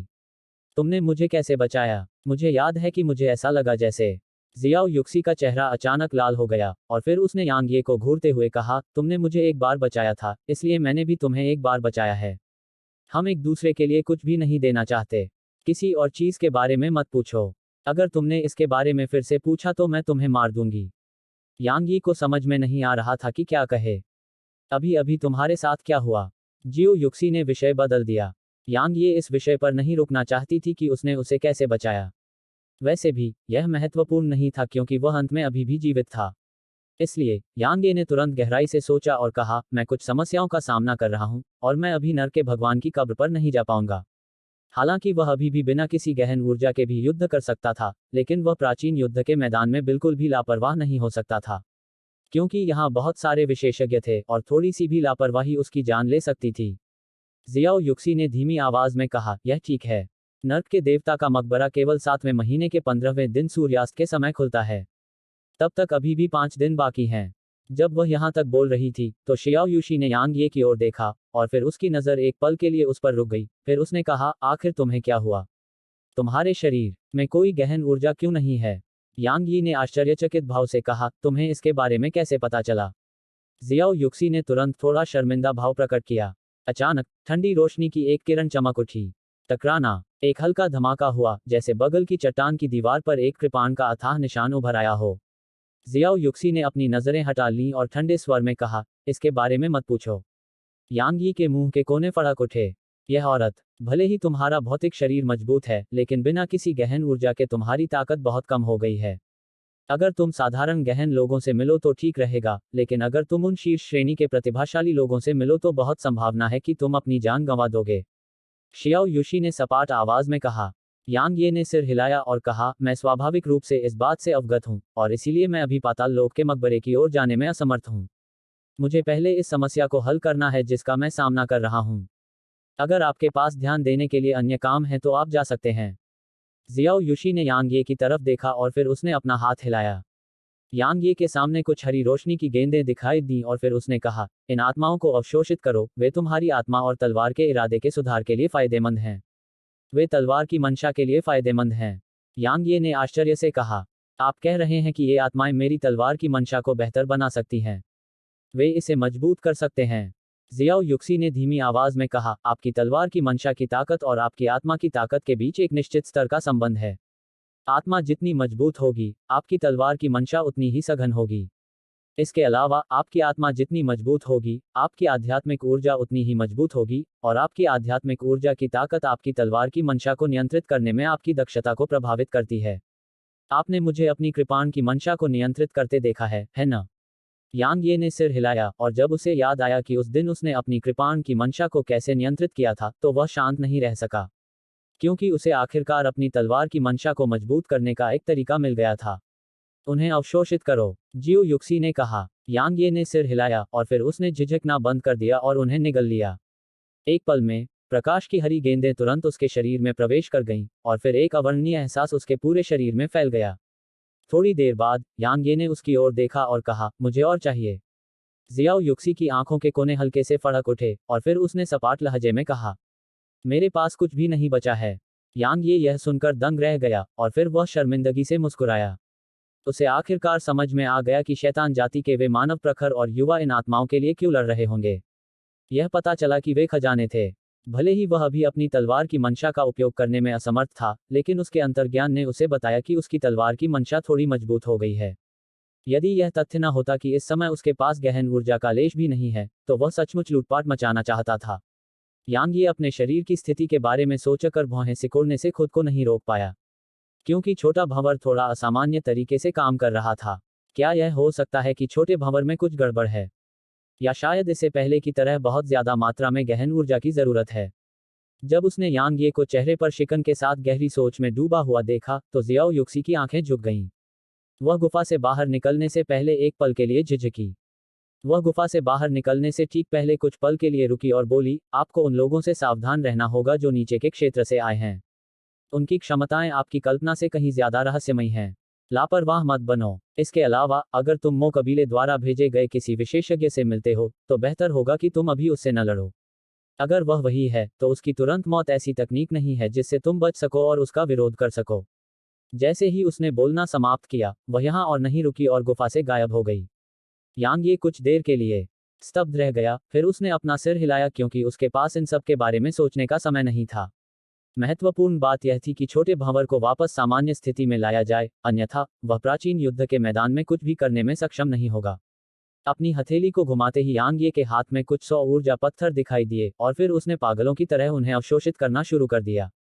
जैसा कि उसने उम्मीद की थी, जैसे ही ऊर्जा पत्थर गहन ऊर्जा में परिवर्तित हुए, वे तुरंत छोटे भंवर द्वारा अवशोषित हो गए। यांग ये ने जब यह दृश्य देखा तो उसकी भौहें तन गईं, और फिर उसने झिझकना बंद कर दिया और पागलों की तरह ऊर्जा पत्थरों को अवशोषित करना शुरू कर दिया। 2 घंटे से भी कम समय में कुछ हजार ऊर्जा पत्थर राख में बदल गए। हालांकि यह छोटा सा भंवर एक अथाह छेद की तरह था जिसे चाहे जितनी भी गहन ऊर्जा दी जाए, भरा नहीं जा सकता था। 4 घंटे बीत जाने के बाद 10,000 से अधिक ऊर्जा पत्थर गायब हो गए थे, लेकिन छोटा भंवर अभी भी पागलपन की हद तक अवशोषण कर रहा था। यांग ये अभी भी ऊर्जा पत्थरों को अवशोषित कर रहा था। अगर किसी को पता चल जाए कि यांग ये इस तरह ऊर्जा पत्थरों को बर्बाद कर रहा है, तो वे शायद उसे मार डालने की हद तक क्रोधित हो जाएंगे। क्योंकि यह वाकई बहुत ज्यादा बर्बादी थी। यहाँ तक कि बड़े बड़े संप्रदायों के अनुयायी भी ऊर्जा पत्थरों को इस तरह से खर्च करने में असमर्थ थे। धीरे धीरे समय बीतता गया। यांग ये सुबह से रात तक और फिर रात से दिन तक ध्यान में डूबी रही। बस इसी तरह 3 दिन बीत गए। चौथे दिन, शैतान क्षेत्र और पाताल क्षेत्र से गहन अध्ययन करने वालों का एक समूह उस गुफा में पहुंचा जिसमें यांग ये निवास करता था, और तब इन समूहों के नेता मोके और हुनयू थे। यांग ये ने शैतानी इलाके से आए युवकों के उस समूह को दूसरे दिन जाने दिया। उसके बाद स्वाभाविक रूप से उन्होंने इस मामले को शांत नहीं होने दिया। आखिरकार उन्होंने यांग ये को वह सब कुछ दे दिया था जिसके लिए उन्होंने कड़ी मेहनत की थी। इसलिए उन्होंने तुरंत मौके की तलाश की, और मौके को तुरंत गुस्सा आ गया जब उसने सुना कि शैतान जाति के उसके साथी सदस्यों को यांग ये ने लूट लिया है। इसलिए उसने तुरंत यांग ये की तलाश के लिए 9वें नर्क में शैतान जाति के सभी सदस्यों को इकट्ठा किया। मौके को पता था कि यांग ये के पास एक उड़ने वाला डाकबीस्ट और स्पेटियल मिंक है, इसलिए वह हुनयू और यंग लॉन्ग की तलाश में चला गया क्योंकि वह चाहता था कि वे स्पेटियल मिंक और उड़ने वाले डाकबीस्ट को व्यस्त रखें। इस तरह, अगर यांग ये के पास स्पेटियल मिंक और उड़ने वाले डाकबीस्ट की सहायता नहीं होती, तो यांग ये को मारना उसके लिए हथेली को पलटने जितना आसान होता। मुझे उसकी आभा की गंध आ रही है। हुन यू ने यांग ये के रहने वाली गुफा की ओर देखा और उदास स्वर में कहा, उसे अंदर होना चाहिए। हाहा, क्या हम तीनों उसे मारने के लिए सेना में शामिल होकर उसके बारे में बहुत ज्यादा नहीं सोच रहे हैं? मोके ने अपना सिर हिलाया और कहा, हम में से कोई भी उसे मारने की क्षमता रखता है। हालांकि यह मत भूलो कि उसके पास एक उड़ने वाला डाकबीस्ट और रहस्यमयी स्पेटियल मिंक है। जब तक वह उनके साथ है, हमारे लिए उसे मारना आसान नहीं होगा। हुनयू उदास होकर हंसे, लेकिन उन्होंने इसका खंडन नहीं किया। मोके ने अपना सिर ऊपर उठाकर आसमान में चक्कर लगा रहे हरे ड्रैगन को देखा। उसके बाद उसने सिर हिलाया और फिर उसने यांग ये के रहने वाले गुफा की ओर देखा, जबकि उसकी आंखों में एक निर्दयी भाव की झलक दिखाई दी। उसने एक कदम आगे बढ़ाया और फिर अपनी दाहिनी हथेली को आगे बढ़ाया और फिर उसने अपनी हथेली को पीछे खींच लिया। अगले ही पल उसने अचानक अपनी मुट्ठी फिर से आगे की ओर हिलाई। एक क्षण में उसकी हथेली से एक भयानक तूफान निकला। टकराना। एक क्षण में वह पर्वत जिसमें वह गुफा स्थित थी, नष्ट हो गया। हुन यू ने जब यह दृश्य देखा तो उसकी आंखें सिकुड़ गईं। जाहिर है, मोके की ताकत उसकी उम्मीदों से थोड़ी ज्यादा थी। आखिरकार, भले ही पहाड़ छोटा था, लेकिन यह लगभग 300 मीटर ऊंचा था। यहां तक एक स्पिरिट रियल्म विशेषज्ञ भी इस तरह के पहाड़ को हिला नहीं सकता, लेकिन मोके ने इसे एक साधारण मुक्का मारकर नष्ट कर दिया था। जैसा कि पिछले 1000 वर्षों से शैतान जाति के सबसे राक्षसी प्रतिभाशाली व्यक्ति से अपेक्षा की जाती रही है। बिग ब्रदर, कमाल है। एक पल की खामोशी के बाद मोके के पीछे शैतान जाति के युवकों ने जोरदार जयकारे की लहर छोड़ी और उनकी जयकारे आसमान में गूंज उठी और 9 आसमान हिल गए। मोके ने यांग ये पर नजर डाली जो पहाड़ के खंडहरों में था और फिर उसकी आकृति चमक उठी और तुरंत यांग ये के सामने आ गई। उसके बाद उसने अपने दाहिने हाथ को मुट्ठी में बंद कर लिया और उसे यांग ये के सिर पर जोर से मारा। अध्याय 320। एक ही आदेश से 100 तलवारें उठ खड़ी होती हैं। यांग ये की आंखों में एक क्रूर भाव चमक उठा जब उसने मोके की मुट्ठी को उस पर हमला करते देखा। शैतान जाति और अधोलोक की ये जातियां वास्तव में भूतों की तरह हैं जो बस जाने से इनकार करते हैं। यांग ये के पास इस बारे में ज्यादा सोचने का समय नहीं था। उसने जोर से चिल्लाते हुए मोके की मुट्ठी पर जोरदार मुक्का मारा। अगर वह कर सकता, तो वह स्वाभाविक रूप से अपनी तलवार का इस्तेमाल करना पसंद करता। आखिरकार, मोके की ताकत बेहद भयानक थी। हालांकि, इससे बचा नहीं जा सकता था। उसके पूरे शरीर में गहन ऊर्जा का एक निशान भी नहीं था। इसलिए, वह मोके के हमले का सामना करने के लिए केवल अपनी शारीरिक शक्ति का उपयोग कर सकता था। सौभाग्य से, उसकी शारीरिक शक्ति भी बेहद भयानक थी। मोके ने ठंडी आवाज में कहा जब उसने देखा कि यांग ये अपनी तलवार की जगह मुट्ठियों का इस्तेमाल कर रहा है, और फिर मोके ने कहा, तुम मौत को दावत दे रहे हो। जैसे ही उसने बोलना समाप्त किया, उसकी मुट्ठी अचानक घूम गई, जिससे उसके चारों ओर का स्थान कांपने लगा। आसपास के सभी लोगों की निगाहों के सामने उनकी मुट्ठियां आमने सामने टकरा गईं। टकराना। यांग ये को सीधे 300 मीटर दूर उड़ाया गया और फिर वह जमीन पर गिर गया और उसने एक बहुत बड़ा और गहरा गड्ढा खोद दिया जहां वह उतरा। दूसरी ओर, मोके पहाड़ की तरह मौके पर ही स्थिर रहा। सभी को चौंकाते हुए, यांग ये जो जमीन पर गिर गया था और गहरे गड्ढे से उछलकर बाहर आ गया था। शैतान जाति के युवाओं के चेहरे के भाव बदल गए जब उन्होंने यह दृश्य देखा। वे स्पष्ट रूप से जानते थे कि उनके बड़े भाई की ताकत कितनी चौंकाने वाली थी। क्योंकि राजा क्षेत्र के विशेषज्ञ की बात तो दूर, साधारण आत्मा क्षेत्र के विशेषज्ञ भी मोके की शारीरिक शक्ति के सामने जाने की हिम्मत नहीं करेंगे। हालांकि, यांग ये ने ऐसा किया था और वह पूरी तरह से ठीक लग रहा था। मोके की अभिव्यक्ति भी थोड़ी बदल गई। वह जानता था कि यांग ये का शारीरिक शरीर बुरा नहीं था, लेकिन वह नहीं जानता था कि यह इस हद तक दुर्जय था। आखिरकार, भले ही उसने अभी अपनी ताकत का केवल 40% से भी कम उपयोग किया था, लेकिन यह कुछ ऐसा नहीं था जिसे 5वीं रैंक का किंग रियल प्रोफोर्थर झेल सके। जाहिर है, उसने शुरू से ही यांग ये नामक इस तलवार साधक को कम आंका था। लेकिन अगर मैंने उसे कम आंका है तो क्या हुआ? चींटी चाहे कितनी भी ताकतवर क्यों न हो, क्या वह हाथी पर विजय पा सकती है? इस समय, यांग ये के चेहरे पर एक गंभीर भाव था क्योंकि उसने देखा कि मोके उसकी कल्पना से कहीं ज्यादा मजबूत था। भले ही वह पूरी तरह से ठीक लग रहा था, लेकिन उसका पूरा शरीर इस समय बहुत ज्यादा दर्द कर रहा था, और वह अपना दाहिना हाथ महसूस नहीं कर पा रहा था। इसके अलावा, उसके शरीर के भीतर ऊर्जा उबल रही थी। अगर उसने इसे बलपूर्वक दबाया नहीं होता, तो वह शायद अब तक खड़ा नहीं हो पाता। अगर यह सिर्फ शारीरिक शक्ति पर आधारित होता, तो वह मोके से कमतर होता। बेशक, अगर वह अपनी स्वर्णिम गहन ऊर्जा का इस्तेमाल करता, तो इससे मिलने वाली बढ़त उसकी शारीरिक शक्ति को मोके से मुकाबला करने लायक बना सकती थी। लेकिन दुर्भाग्य से, अब उसके शरीर में गहन ऊर्जा का नामो निशान नहीं था। मोके ने यांग ये को देखा और उदासीनता से कहा, अपनी तलवार का इस्तेमाल करो, नहीं तो तुम मर जाओगे। यांग ये मन ही मन जोर से हंसा। अगर वह इसका इस्तेमाल कर सकता तो क्या वह इसका इस्तेमाल नहीं करता? मुझे सच में नहीं पता कि इस छोटे भंवर में क्या गड़बड़ है। यह वास्तव में इतना असामान्य तरीके से काम कर रहा है। इसने इतनी गहन ऊर्जा को अवशोषित कर लिया है, फिर भी यह पर्याप्त नहीं है। यह आखिर क्या करने की कोशिश कर रहा है? यांग ये ने हवा में चक्कर लगा रहे कोलोसी को देखने के लिए अपना सिर उठाया और उसके मुंह के कोनों पर कड़वाहट और भी घनी हो गई। ऐसा लगता है कि शैतान जाति, अधोजाति और राक्षस जाति के ये लोग वास्तव में मुझे मारने का इरादा रखते हैं। चूंकि तुमने अपनी तलवार खींचने से इनकार कर दिया है, तो नरक में जाओ, मोके ने ठंडे स्वर में कहा, इससे पहले कि उसका शरीर विस्फोटक रूप से यांग ये की ओर बढ़ता। जब वह यांग यी से सिर्फ 30 मीटर दूर था, मोके ने अचानक अपनी दाहिनी मुट्ठी आगे की ओर घुमाई। एक पल में उसकी मुट्ठी से एक ऊर्जा मुट्ठी हिंसक रूप से बाहर निकली। जहां भी यह गुजरी, हवा पूरी तरह से चूर्ण में बदल गई और उसके चारों ओर हवा के कई सफेद स्पाइक्स दिखाई दिए। यांग ये ने जब यह दृश्य देखा तो उसके चेहरे पर भाव बदल गए। अगर उसके शरीर में गहरी ऊर्जा होती, तो वह इस भयानक हमले से निपटने के लिए स्वाभाविक रूप से अपनी तलवार का इस्तेमाल कर सकता था। हालांकि वह इसका सामना केवल अपने भौतिक शरीर से ही कर सकता था। लेकिन क्या उसका भौतिक शरीर अभी इसे सहन कर सकता था? यांग ये ने गहरी सांस ली। ठीक जब वह हताश होकर लड़ने वाला था, तो अचानक ठंडी रोशनी की एक किरण चमक उठी और वह तुरंत उस ऊर्जा मुट्ठी के खिलाफ फट गई। टकराना। ऊर्जा मुट्ठी और ठंडा प्रकाश अलग हो गए और वे हवा की एक लहर में बदल गए जो आसपास की ओर बह गई। हवा की लहर बिखर गई और शियाओ युक्सी अचानक यांग यी के सामने खड़ी हो गई, जबकि उसने अपने बाएं हाथ में अपनी घुमावदार तलवार पकड़ी हुई थी। जाहिर है, यह वही थी जिसने पहले हमला किया था। मोके, हुन यू और अन्य लोगों के चेहरे के भाव तब बदल गए जब उन्होंने शियाओ युक्सी को देखा जो अचानक यहां प्रकट हो गई थी। मोके ने एक कदम आगे बढ़ाया और धीमी आवाज में बोला, 7वें स्तर का कृपाण इरादा। मुझे कभी उम्मीद नहीं थी कि मानव प्रगाढ़ व्यक्तियों में से कोई वास्तव में इरादे के 7वें स्तर को प्राप्त करने में सक्षम था।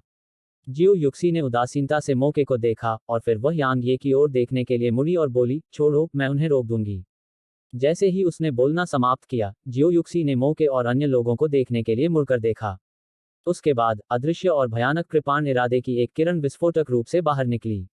उसके कृपाण इरादे से निकले दबाव के तहत मोके और हुनयू के अलावा बाकी सभी 10 कदम पीछे हटने से खुद को रोक नहीं पाए। शियाओ युक्सी को देखते ही उसके दिल में एक अजीब सी भावना कौंधी।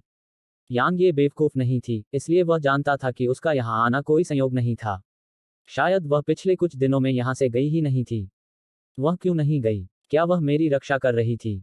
मोके का चेहरा उतर गया जब उसने जियाओ युक्सी द्वारा उत्सर्जित असीम और भयानक कृपाण इरादे को महसूस किया। जब वह हमला करने वाला था, तभी एक तलवार की चमक हवा में चमक उठी। उसके सामने एक हरे रंग की पोशाक पहने एक महिला आसमान से उतरी। हरे रंग की पोशाक वाली महिला ने जब कृपाण इरादे को देखा जो यहां से गुजर रहा था, तो वह भौचक्की रह गई और फिर उसके भीतर से भयानक तलवार इरादे की एक किरण निकली। 7वें स्तर की तलवार की मंशा। यहां हर कोई यह दृश्य देखकर दंग रह गया। इंसानों में इतने असाधारण प्रतिभाशाली लोग कब प्रकट हुए थे?